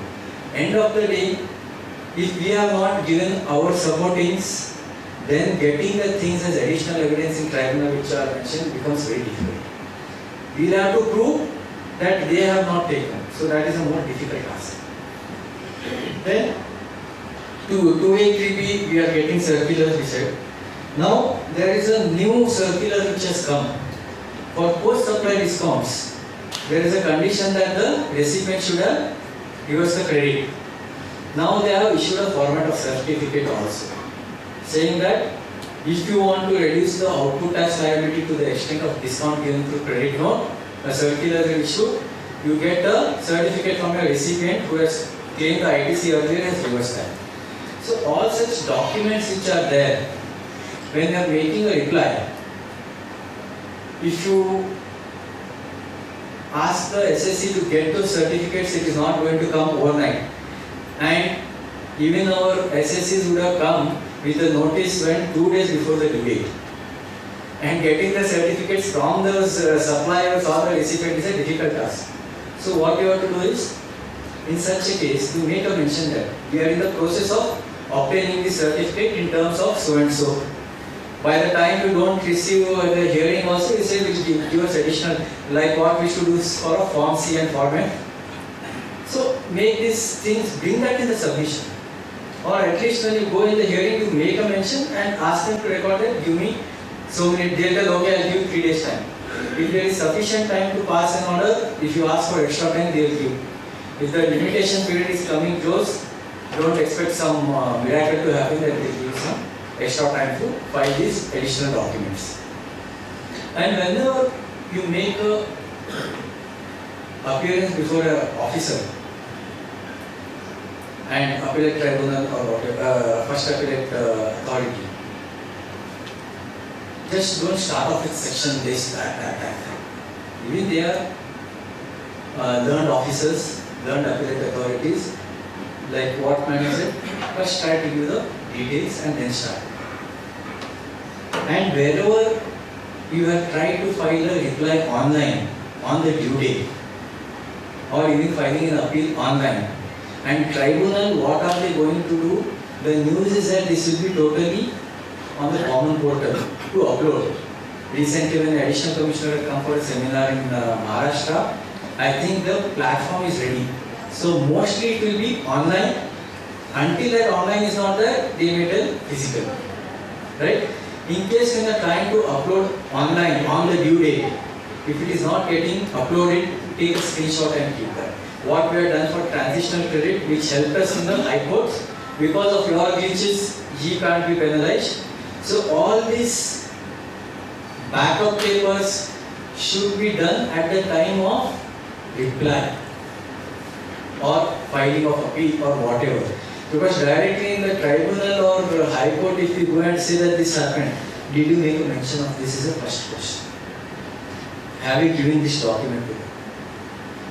So these final aspects when we are making a reply, we have to keep in mind, because tribunal and all is a later stage. Your foundation for all that is going to be at reply stage.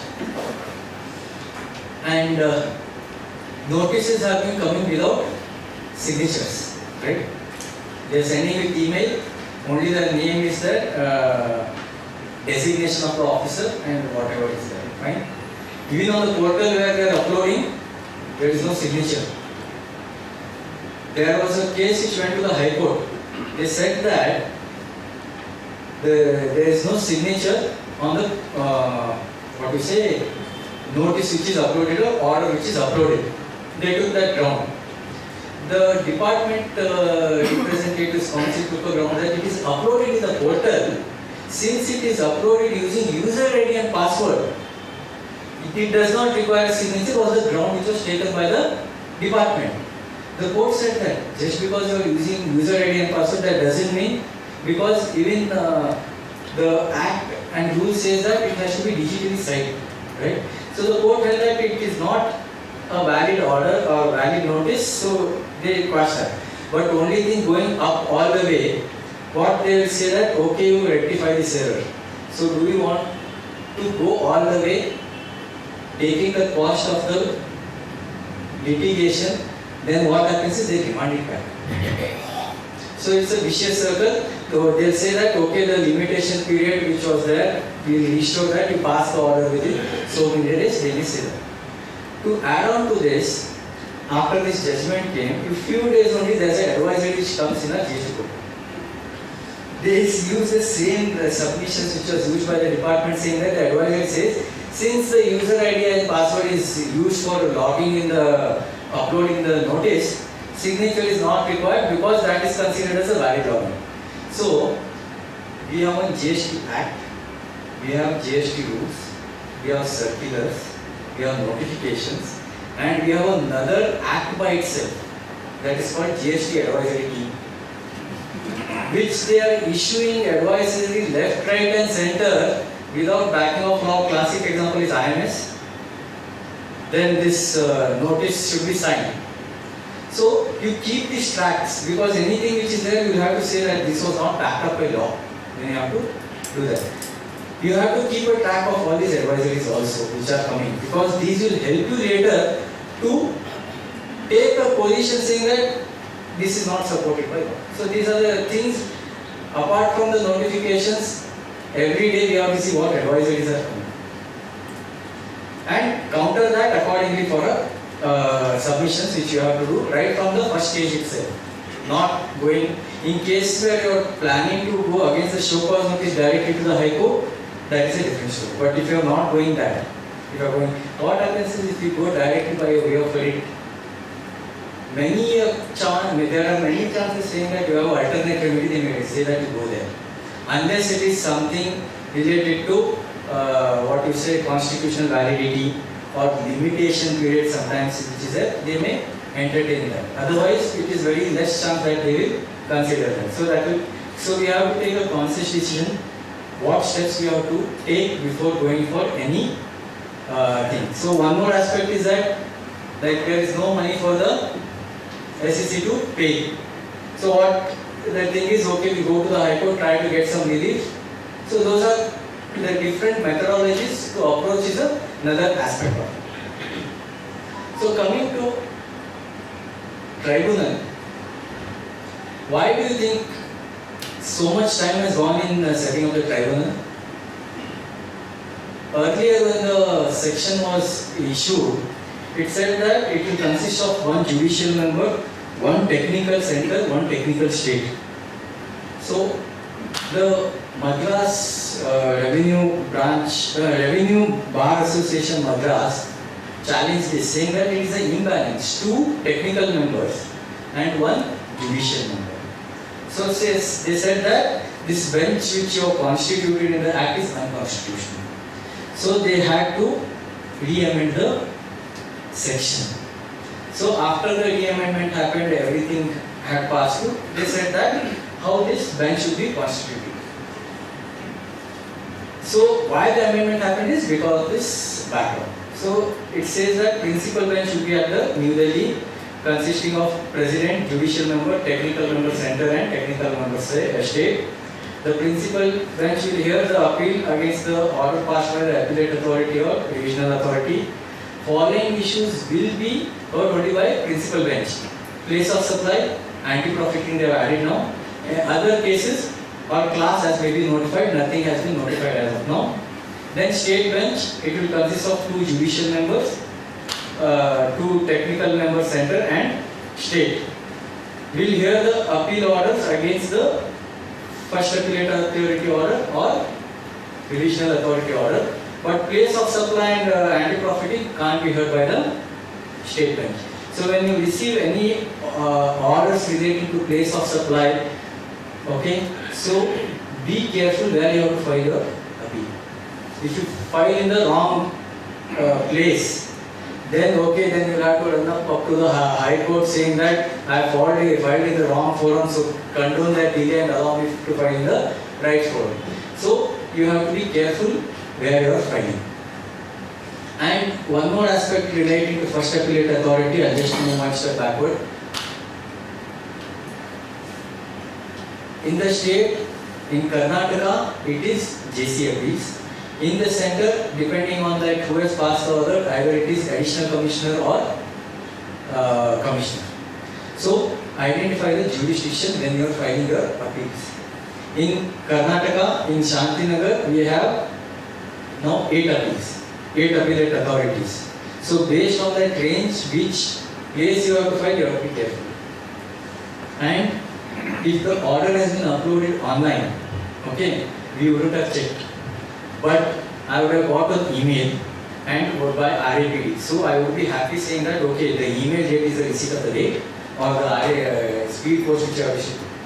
But don't take these chances, log in and see what is there. Okay? They would have uploaded before only, and in the portal it will show due date when you have to file. Fine? Now, if you take the receipt of notice as the email, it would be wrong. What is there? Be careful. So your time of filing the return, check in the portal first when it is come in the portal, and there it will, on the tab it will show what is the due date for filing this first appellate authority. Now, there is one section which mentions relating to tribunal, whether tax or input tax credit involved or the fine or penalty or whatever is less than 50 lakh and which does not involve any question of law with the approval of the president shall be heard by a single member. Similar aspect is there in service SASTAT also. But different benches in different states, they had put for Karnataka 50 lakhs, in Maharashtra it was 1 crore. So, when you file an appeal, if it is less than 50 lakhs, it may be heard by a single member. Other than the above, it will be heard by 1 judicial member and 1 technical member. So, in Karnataka, there will be 2 benches. One bench which will be having a state technical member and 1 judicial member, is what I understand. Let's see when it gets. And there will be 1 more bench which will be center technical member and judicial member. How they are going to allocate the cases between the center bench and state bench, we are not aware of it. Let's see how it comes. Then, if they differ in their opinion, then they will refer it to the other persons and all. For if the 2 judges differ in the opinion, then there is a provision it will be referred to a 1 more bench member. Those provisions are there, which is there in the PPT, you can see. First thing is, check the due date. Time for filing an appeal. Since the tribunal is not yet constituted, though here I mentioned 3 months from the date of communication order and for the department 6 months from the date of communication order, this due date will trigger once the government notifies the date now. Because till the bench, in between there was a removal of difficulties and 1 more circular which came saying that on the appointment of the president. What happened is, few months back, the president got appointed.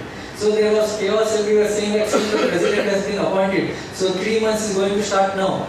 So there are a lot of representations made saying that give amendment in the act. So they said that whichever is later from the date appointment. So your 3 months will start from the date when the tribunal is notified by the government.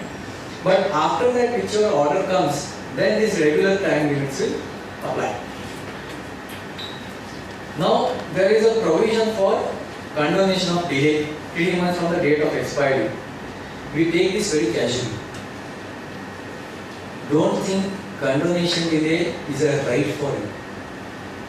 Okay? The section also says it's sufficient cause for delay. Before the tribunal at the center such time, okay? Sometimes the judges will ask you to, such time experiences which I am telling, each day of delay they will ask you to explain. So don't take it as a matter of right that okay 3 months is there, okay I take time to file the appeal. Sufficient cause has to be shown for condonation of delay. And we'll have to see when the rules come for the tribunal, whether for the condonation of delay, whether it should be by way of an affidavit or what. They might, like in the SEST, they have a separate rules. SEST rules for what are the procedures for filing the appeal and other forms. So once the GST Act rules comes, assuming it comes, then we'll have to see whether is there an affidavit which have to be filed. Now you want to say something that the person was sick and other things, you may just write that. It will not be taken just blindly. You may have to produce the judge will ask you to produce certificates, medical certificates. So don't try to cook up stories which will become fatal later, for which you can't give your reasons for condonation. What is the fact for condonation? Try that and convince that. So condonation of delay, first appellate authority also, don't take chance, give a proper reasoning, because you never know which officer you are going to face, either in the state or the center. If the officer is really very strict and not liberal, then if he is not sufficient cause, if it gives that reason and dismisses, then you have to go to the High Court getting this relief because so try as much as possible, file it within the due date. But the only problem which we will have is, sir, the due date nahi hai, sir. They'll come to our office. So that time it really becomes difficult. In such cases, please warn the SSC. Don't take everything on your head. See, you have come now. There is an option to file a condonation of delay. We will try our best. Whether it will be admitted or not is the next question. Don't take everything on your head. And whether for first appellate authority condonation time is 1 month. For tribunal it is 3 months. So of late, wherever the SSCs have filed the appeal to the first appellate authority, even beyond 1 month of the extended period, most of the judgments which I have come across says that since there is a specific time provided in the Act itself, the first appellate authority doesn't have the power to condone beyond that. There is one separate judgment which is come only of the Calcutta High Court, where the submission was taken under the Section 5 of the Limitation Act, and Calcutta High Court, in the case of that Sayakto Bhattacharya, they mentioned that there is no specific exclusion saying that Section 5 of limitation cannot be accepted. So accordingly, even if it was beyond the condonation, condone. But in other judgments, they said that since there is a specific mention, you can't condone. So we'll have to see how things will happen, because these aspects will come again in tribunal now. So if you are going to file beyond the 3 months, whether they will entertain that or whether they will take the lay down judgments and dismiss based on this. So ensure that we file within the time. And check whether it will be online or manual. Similar, if the order is uploaded online, if the portal is open, then they will make you file online, or it might be physical till the things are put in place.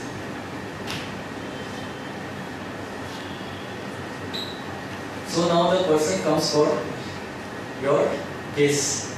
What you should keep the SSC ready before you see what will happen. You start typing the appeal, this. Tomorrow is the due date, and I can't get up and tell arrange so much funds, right? What is the pre-deposit I have to be ready with? Okay, you have to pay the full admitted tax if you are admitting whatever has been passed by the first appellate authority. Assuming there was 10 lakhs, you have admitted say 5 lakhs. 5 lakhs which you have admitted, you should pay. And what you have not admitted, now it has become 10% of the disputed tax subject to a maximum of 25 crores, which has happened amended now. Now there is a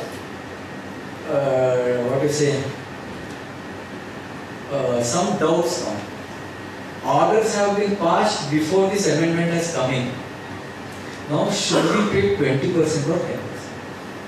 Certain states have gone one step ahead saying that my order was passed before the amendment from 20% to 10%, and they have sent a correspondence to the SSEs saying that you have to pay 20%.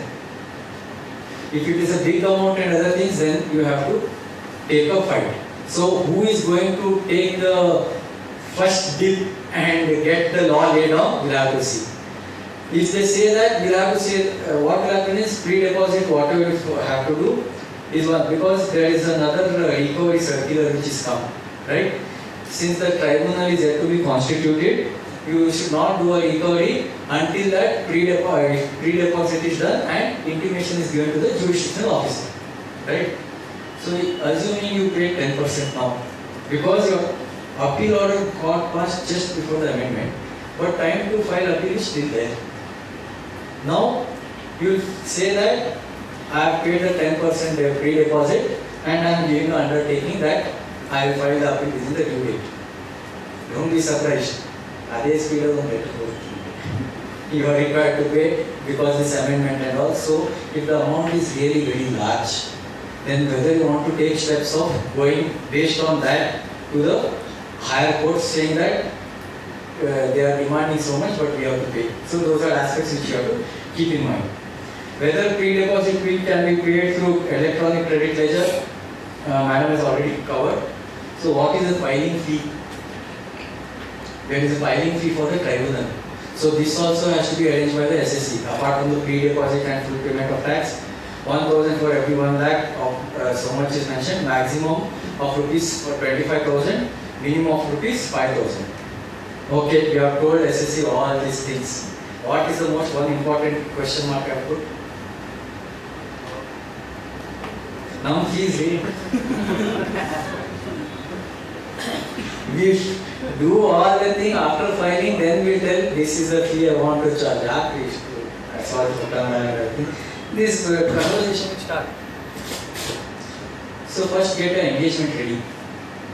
Mentioning the engagement depending on how you want to take up the case, drafting and filing so much, or hearing so much, make the communication clear. For making the pre-deposit or payment, they'll have all the time and money to pay. Nam bill raise madabekandara kasha. At that point, they will not have money, but they'll be going in Mercedes Benz or Rolls Royce. So these practical aspects, we will get everything, we'll put our hard work. But these aspects, I think, we have to be clear and get these things done also. Okay? So, what is the appeal which you are entitled? Can I go directly to the tribunal based on the order of the adjudicating authority? No, right? So only an order against issued under 107 by the first appellate authority or the divisional authority under 108. Form of appeal, this is the format which is there.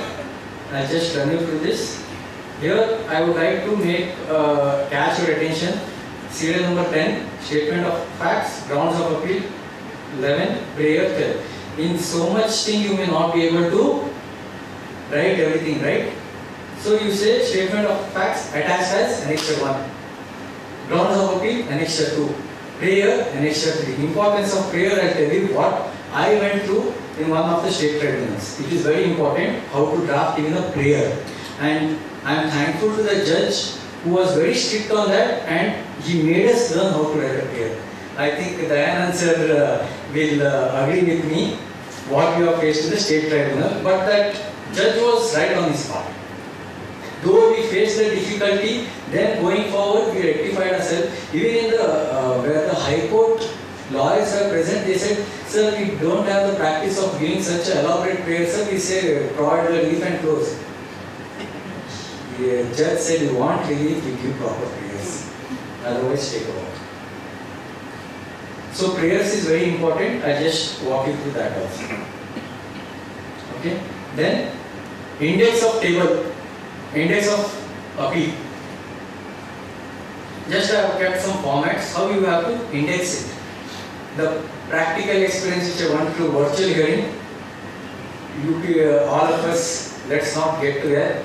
And in the tribunal, they are not going to give a luxury of time like what a first appellate authority might give or adjudicating authority.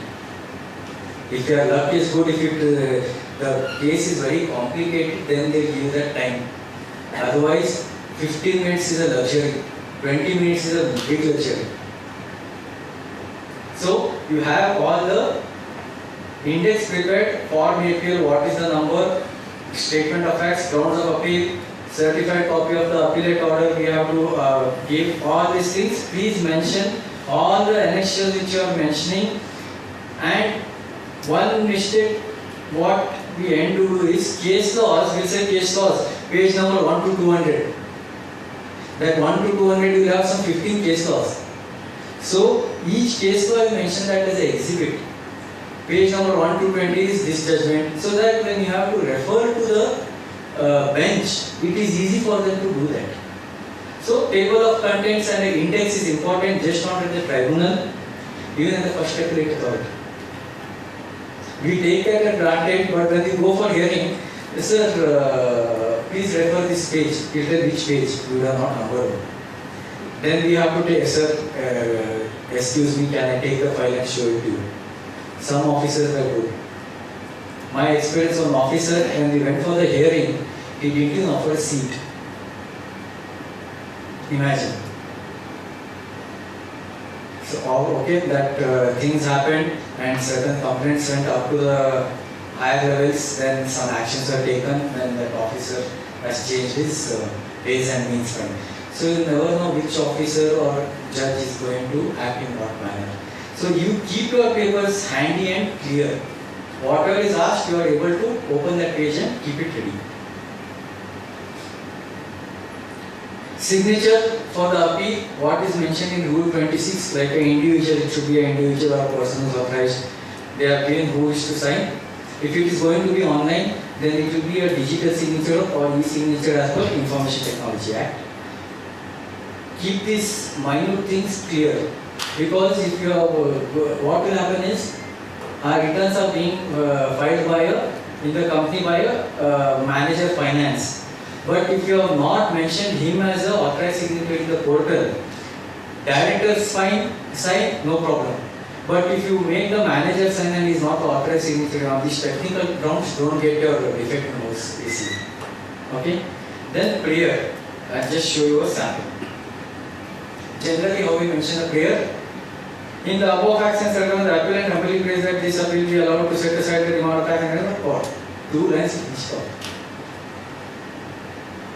And when I appeared in the state tribunal, where is your prayer? I showed this. Is this the prayer? You are asking some relief. I can't sit and read your bulky appeals of some 40, 50, 100 pages. You have made that fine, you are required to make it. No doubt. But what relief you want to mention in one liner at least.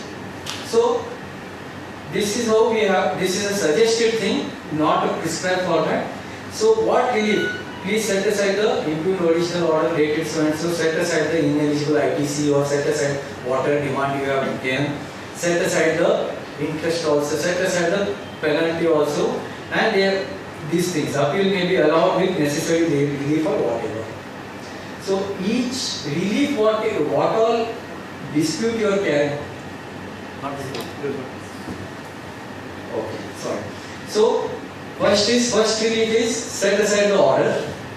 You ask that. Second is, if there is a demand on some issue, you say that the demand is incorrect, set aside the demand. Then there will be interest also.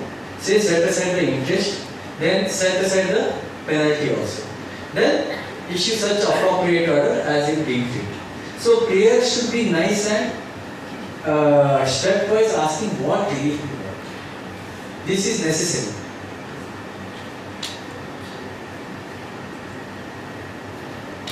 So that you mention each relief what you want.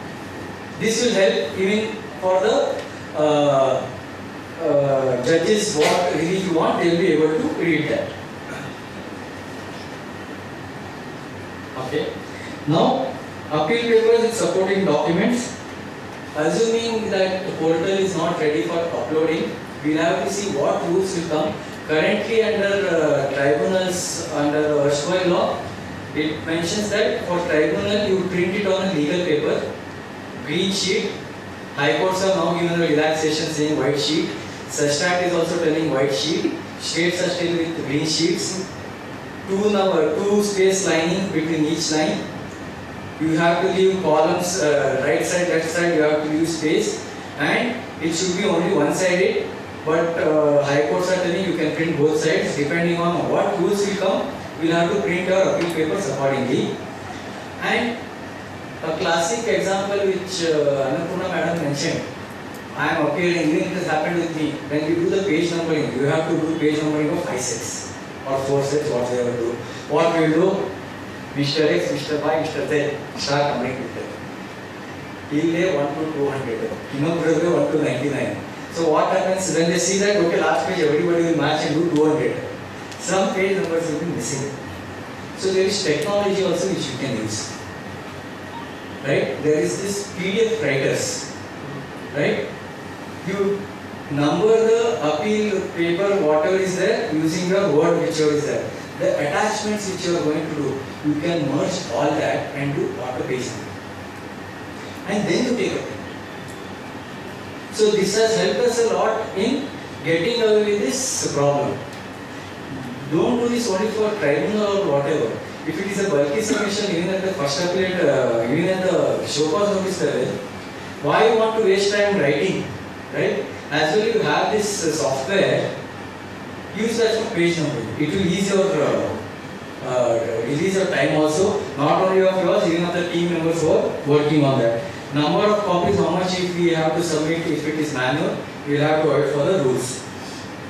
And one aspect, how do we bind if it is physical, right? I'm not bored now with too many sections and other things will come later, because when we are going to face what are the practical issues also we are facing, I just want to concentrate now initially. Is this visible? So, binding of your appeal papers is very crucial. So earlier certain practice, we have this fancy of doing this spiral binding, right? State tribunal, we should just throw it away. They say this is not acceptable. Let's see what the rules come for GST. But this is how generally they expect that four type of stitching has to be done. The stitching of appeal papers is important. It matters. Because if you give the spiral binding, you have filed the appeal today, hearing will come after 3-4 years. Don't expect that it will come in a matter of months. Because already 7 years backlog of appeals will come and sit in the tribunals now. Now if you file that against the latest orders, when this is going to come, we don't know. If you do this spiral bound, they keep moving here and there. Spiral bound papers are possible that they may get torn off and go. So, preferably, if they say you have to do physical, fine. Even if it is online, ensure that everything is merged and set in a sequential manner. Upon filing of an appeal, what happens on the portal? Madam has already told, provisional acknowledgement will be given. Then, if it is on the portal uploaded, if there is any deficiency memo, please respond to the deficiency memo. What happens is when I file an appeal, either in the whichever tribunal, if there are some deficiencies, the deficiencies might be intimated by email or by post. So the deficiencies have to be rectified. Only after you rectify that with the bench, then your appeal will be accepted and the final acknowledgement number will be given. If the appeal is not uploaded on the portal, then you have to give a certified copy of the order within 7 days of filing. Those details are there. You follow that procedure. Ensure that if any deficiency memo is issued by the tribunal, you have to rectify that. And that communication is mentioned by which due date also you have to do that. If you don't do that, there is a possibility that the appeal may get rejected also, modified, until you cure those defects. So these final aspects you have to keep in mind when you are filing the appeal. How much time do I have? Because I will need another half an hour at least to take through some practical aspects. If you are fine, I will go ahead, or how much time I have to wrap up, accordingly I will change my gears. Sir? 10 minutes. Okay. Department, once you file an appeal, department can file a memorandum of cross objection. So that copy will be given to you. So what objections they have given, read that, and also you ensure that you are prepared for those objections which they have given. Because whatever counter arguments they have given, you have to argue for that, also saying that no, this is not applicable and whatever is there. We would have given all the judgments which are favorable to me. Right? Don't be under the impression that the counsel appealing for the department or the judges are not aware of judgments which are against us. Right? Don't be surprised suddenly later, what about this judgment? Why do you think it is not applicable? So in our case which I have said, why it is applicable, the classic example is penalty cases in Central Excellence Service Tax. We say that one judgment is applicable, the department says that no, this Dharmendra textile is not applicable, only one line is mentioned why it is not applicable. But the department is using only that, saying that it is not applicable and penalty you have to pay. But there is a final aspect which is said that why it is. So we have to distinguish the cases also. We have to distinguish the cases also which they are going to bring up.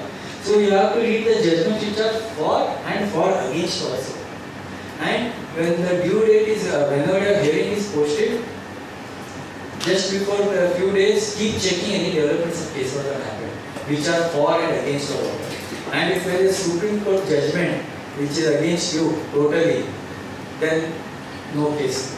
The moment you enter, the counsel from the department will say, Your Honor, this is the judgment wrong. So we have to, in the litigation processes, being updated with every case law and circulars and notifications is very important. And one of the High Court order where I saw is, there was one particular form which was missing for during search proceedings. Based on that, only that form was not there, they passed that search proceedings. So, when Annapurna Madam mentioned various forms which are there, for especially the e-way bill and stuff for orders which are there, whether they have done that in the appropriate forms. Otherwise, you have to take these grounds also in the appeal. Whether they will remand it saying that okay, it is only a procedural issue but contains something this that is the next matter. Allah comes, at least he got the relief that search proceedings, they said you do a separate notice and then finish. So at least till that moment, whatever attachment is there, that relief will come to. Keep these things. To be prepared for cross objections, a good practice is have a synopsis. What is a synopsis? And in SESTAT, in all the SESTAT, they are asking for this. What is a synopsis? You give all the name of the appellant, show cause notice number in all sequential order, and in order in original, in brief what was the demand, and if it is converted into an appeal and the appeal also did not give a relief, order in appeal, what was allowed, what was dismissed in brief, you have grounds of appeal. See, if you go through this, below everything I mentioned para number, page number of appeal report. Okay? Because our submissions will be very bulky. So, while hearing they might note it down. Sometimes they might miss. So in a synopsis, which ground you are referring, which page number of your grounds of appeal, and what supporting document you are relying, mention those things in the synopsis. Because synopsis may not be more than 4 or 5 pages. Your submissions may run into 100 pages with the supporting. So this synopsis which you use will be very helpful. Just not for tribunal. The recent issue which I faced, I told. Then I told the officer saying that I will submit a synopsis of my paper also. So in that virtual hearing, I submitted the synopsis also, took that opportunity of what mishap happened on that page numbering, covered it up, again attached all the supportings with page number in the synopsis, mention the page numbers. So synopsis will help you even while making an argument. You can't stand before the judge and say, Your Honor, statement of facts, I have put 10 points. You can't sit and read 10 statement of facts before the judge. Nor those 15 grounds of appeal. You should be, they would have read and come before. They have read your paper and come. So para number 1, 15-20 minutes max they might give you. So you have to be prepared with the notes. And if you have given the synopsis, they would have read the synopsis also. They will tell, okay, which part of the synopsis you are mentioning, please tell me. So synopsis will help you here, even in First Appellate Authority, even if you want as a good practice, you can submit that even in the reply to show cause notice when you are going for a hearing. Additional evidence, which I started off. If you have not given any evidence initially which was required, unless that evidence came to you at a later stage, then you have a case. This was not available with me at all. But if you are going to produce which was already available, even the First Appellate Authority will ask you, why didn't you produce before the adjudicating authority? Even if you miss the bus in First Appellate Authority and then try to give it here, right? Then they will question. And only in these circumstances, additional evidence can be given. So all your submissions, supportings, returns, everything you have to give. Otherwise, it becomes difficult for you to get this under the erstwhile law. Additional evidence conditions are similar here only. Whether they admit or not is your chance. And there is a difference between additional submissions and additional evidence. During the hearing, you would have told other things which are there. Then they may, court may say, give me some additional submission. Please be careful using of the word as additional evidence or additional submissions. You will submit it later. And what will happen is, okay, learned counsel, when will you give? They tell only 2 days. You know that you can't make that. So you be open upfront saying that, Your Honor, I require some time, at least give me so many days because these documents have to be collated. And that applies even in the First Appellate Authority or even before the adjudicating authority. So any submissions which you have to give when you are writing and giving, see how many days they are giving, then if you think it requires more, fine. In the recent tribunal, okay, your councils and the department, if you want to give some additional submissions, you give this. Okay, I thought already fine. There is no time given by the, mentioned by the judge. But when I open the website of the SESTAT, they upload all the details of what has been done during the day. There the judge had mentioned by which due date you are referring. So orally I had not told that. But when I opened that, then okay. So these are the things which you have to keep track also when you are appearing for the hearings. Tribunal at its discretion may not admit an appeal if the amount of dispute is less than 50,000. It is a discretion given to them. Who are the authorized representatives to appear? Section 116 mentions. Then adjournment, here also sufficient cause. If you want, earlier in the old laws there was no specific mention of how many adjournments. And adjournment, don't take it lightly. Either in the erstwhile law, Dayanand sir will and Annapurna madam will also tell our many practitioners, we think adjournment means just walk and give a letter. First Appellate Authority also nowadays they are asking why you want. Okay? And before the tribunal, what we do is we send a junior. Because if I go, I can't say that I am not prepared or something. So, sir, my counsel is traveling or whatever, I want an adjournment, whatever you may say. If you are using the word traveling, then they'll ask you to produce the tickets. So, what reason you are giving for your adjournment?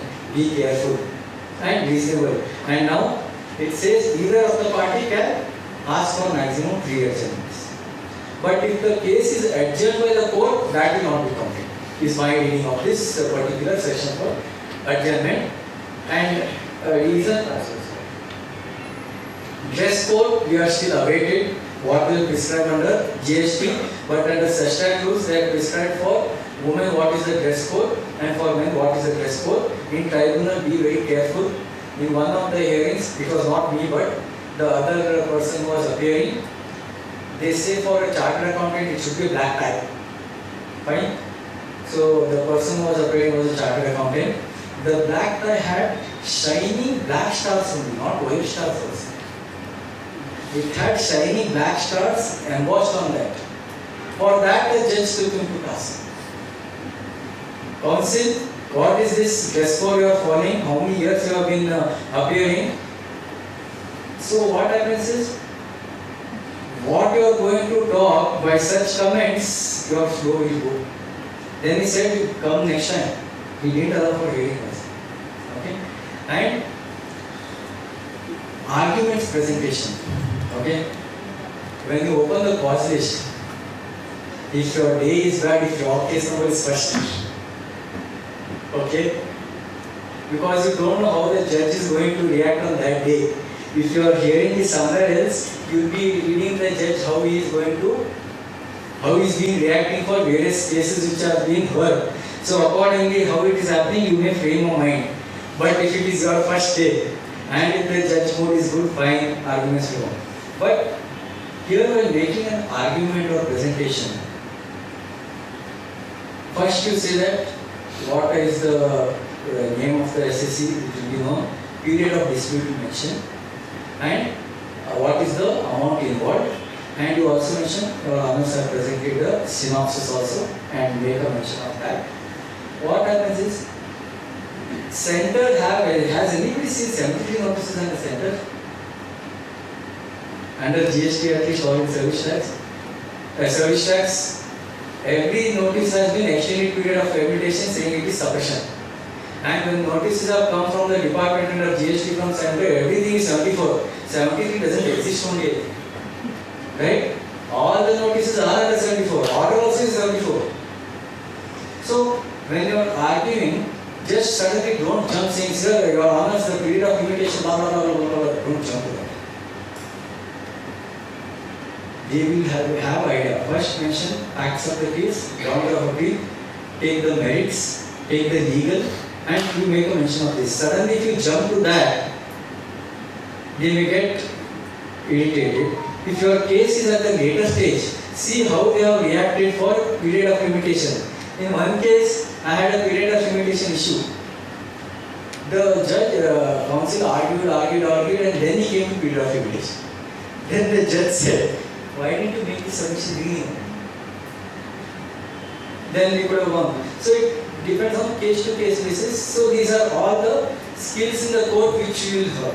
How many of us know where is currently the state tribunal? Where is it located? For VAT and for service tax and central excise? FKCCI, such type. VAT, it is in MS building, right? See, when we have to learn, if it is at the cost of learning on others' mistake, it is worth it, right? So we can go and sit in a hearing of some other cases and just listen. And that is where is the best way of learning. And for young practitioners, it is best that whenever hearing is there, you accompany your senior. For any young practitioners, that is where you learn the maximum. Don't think that as a burden that I am carrying the file. The file is making me carry this. Even what files you have to carry, that is important. And one of my friends shared an experience saying that the SSC's multiple cases were filed in Bombay Tribunal. Okay? The senior didn't see which appeal number is to be carried. The junior carried some other appeal number. Cases of the same but multiple periods are there, different appeals. So you also have to check what appeal you are carrying. Keep the papers ready the previous day. Let us not morning 11 o'clock and 9 o'clock I'll come and start arranging the papers. Will be a difficult task, and do the readings also accordingly. And recovery of the tribunal, recovery to the tribunal is set up. If you have paid the pre-deposit, they will not do that. You quote the circular, file the undertaking, they will not come for recovery. Then there is a process for withdrawal of appeals which can be made. You can withdraw the appeal also. Reasons for what withdrawal can be made has been given in this rule. What will be the cases is that acceptance of order of a first appellate authority, later you find that, then you can withdraw the appeal from the tribunal. A similar order has been dealt with by the tribunal in your own case, then you can say, I will accept that, so I have accepted that, so I am withdrawing this fresh appeal which I have filed. And one more thing is, if there are some defects which you have realized and you withdraw the appeal and you want to make a fresh appeal filing, then this fresh appeal filing also you want to make should be within the time prescribed, that 3 months and 6 months by the department. And one more aspect which you have to note is, even department can file an appeal. So when department files an appeal, an intimation will be sent to the SSC or the authorized representative. For the appeal filed by the department, the SSC can file a memorandum of cross objections. So for that there is a prescribed form called GST Act 06. You have to file that memorandum of cross objections in this prescribed form. And to file this also there is a time limit. It is 45 days from the date of receipt of notice from them.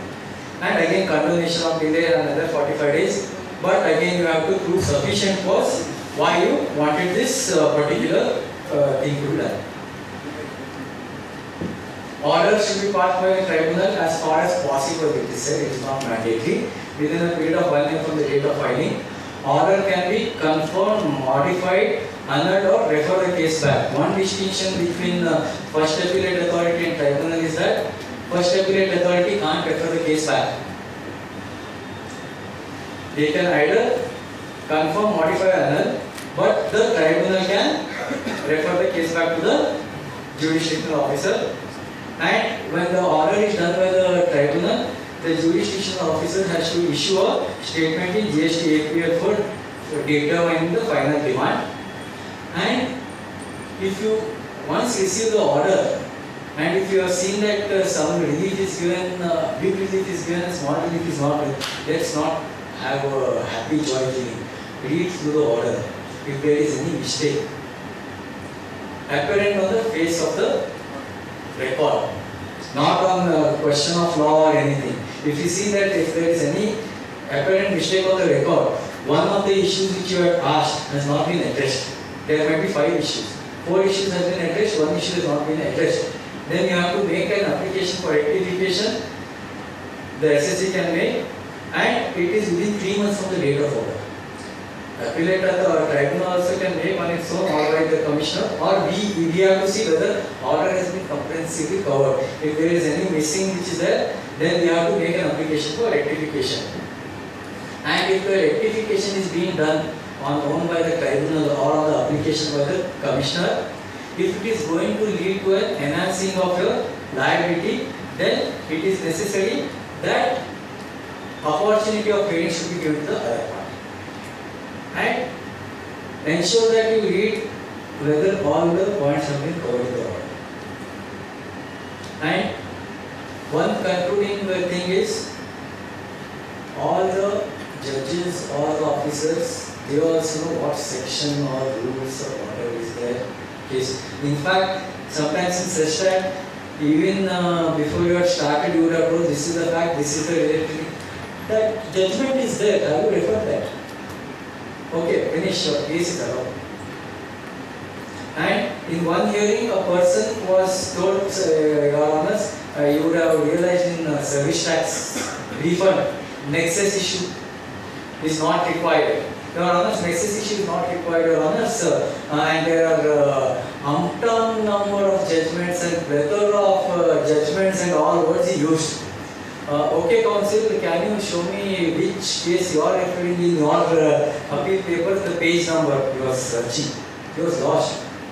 Then, judge after 2 minutes, this was the word which literally used.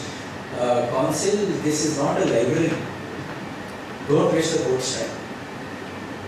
So, all the cross references which you have to do, give it in a synopsis, you also be prepared for that accordingly. And after mentioning that, he was busy searching.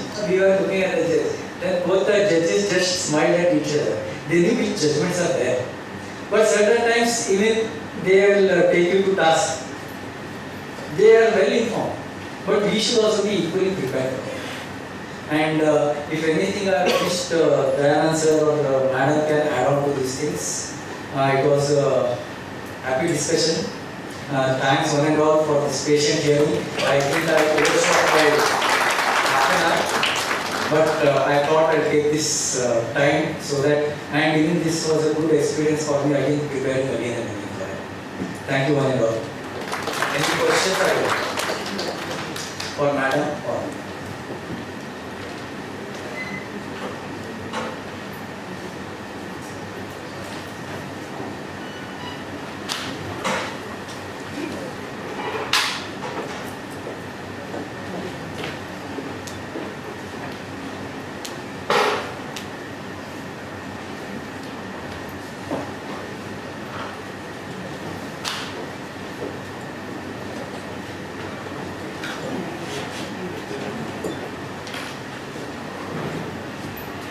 I assume there are no questions. If there are questions, please feel to ask. The experts are here. Yeah.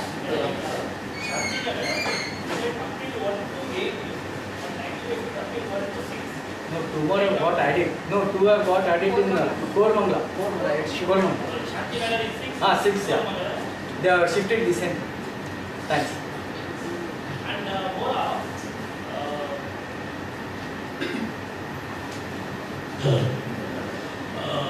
normally what we are doing, whatever officers are ordering and whatever they are telling, we are listening actually in the GST Act. Why can't we take to the BMS, where they are also like government workers, they have to do their duty with the due diligence. And where they are not doing their due diligence, and we can take the actions against them also. In BMS, we have an option of section 192, 188 to 205. Before it was an IPC and 168. So in most of the cases, we are taking the thing. And can you add up if it is good or bad for the regulation?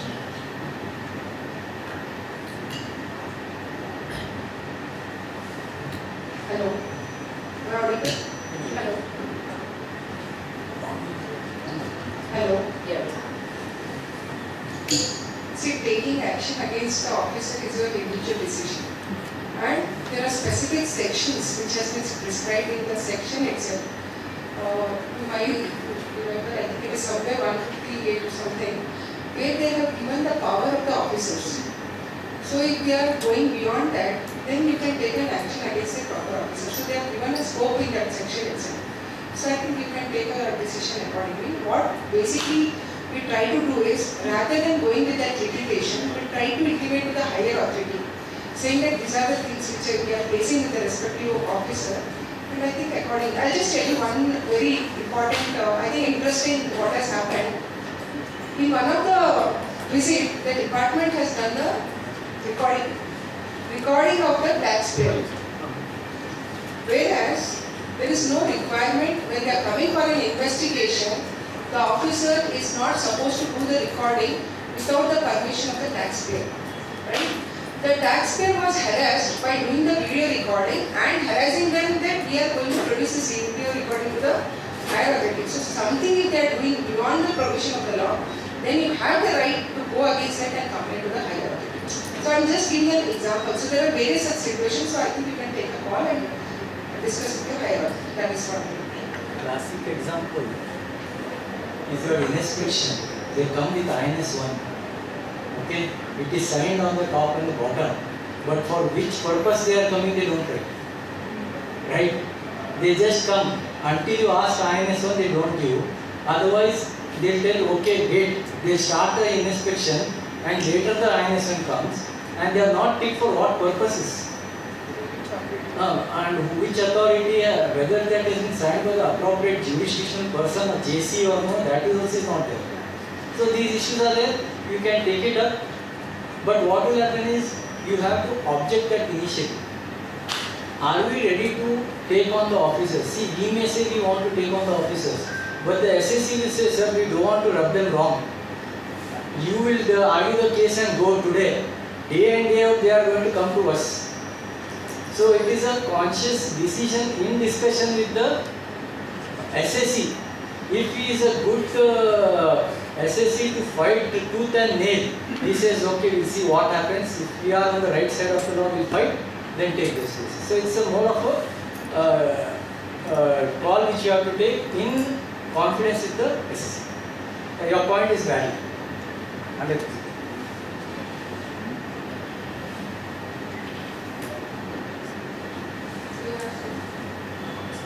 You can check it. See, most of us are experiencing a different balance and grounded.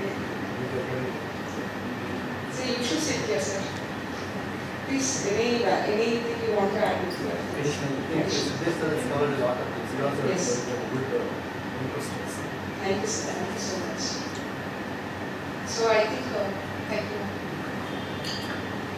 Yeah, it's a wrap with this, and such a wonderful session. Definitely a lot of nitty-gritties, including the minute details on how to present, what to handle, how to including the dress rules, dress code which is prescribed. These are all, of course, very important and critical points. Like the way Siddesh was giving an example, I have also seen in the court where in the ITET, one of the judges took it on the advocate representing, saying that the dressing was not proper and in accordance with the code. While we sometimes tend to ignore, or most of the time our focus is on preparing for the case, we forget these smaller things, but it is important that we keep this in mind. I think with these details coming out, our objective is achieved. I think, sorry to interrupt, we today have come with that attire so that we get used to with this affair of blazer actually. Though this is not a attire for this session, but we thought, let us, because we are talking today on litigation, let us come into the, what I can say, air of the tribunal of litigation, right? Yeah, so I thank both the speakers, Annapurna Kabra and Siddesh for taking their time, valuable time out and sharing their knowledge with us.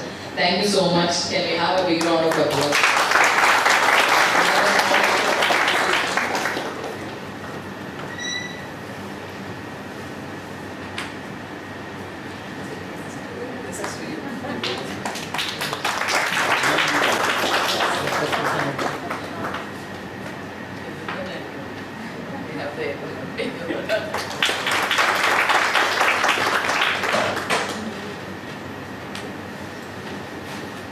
Thank you so much, and members, thank you for your registration and the response what you showed for this particular event was good. Thank you, and please support us the same way, and let us know if you have any particular subject for us to take up so that we can organize the sessions accordingly. Thank you and good night.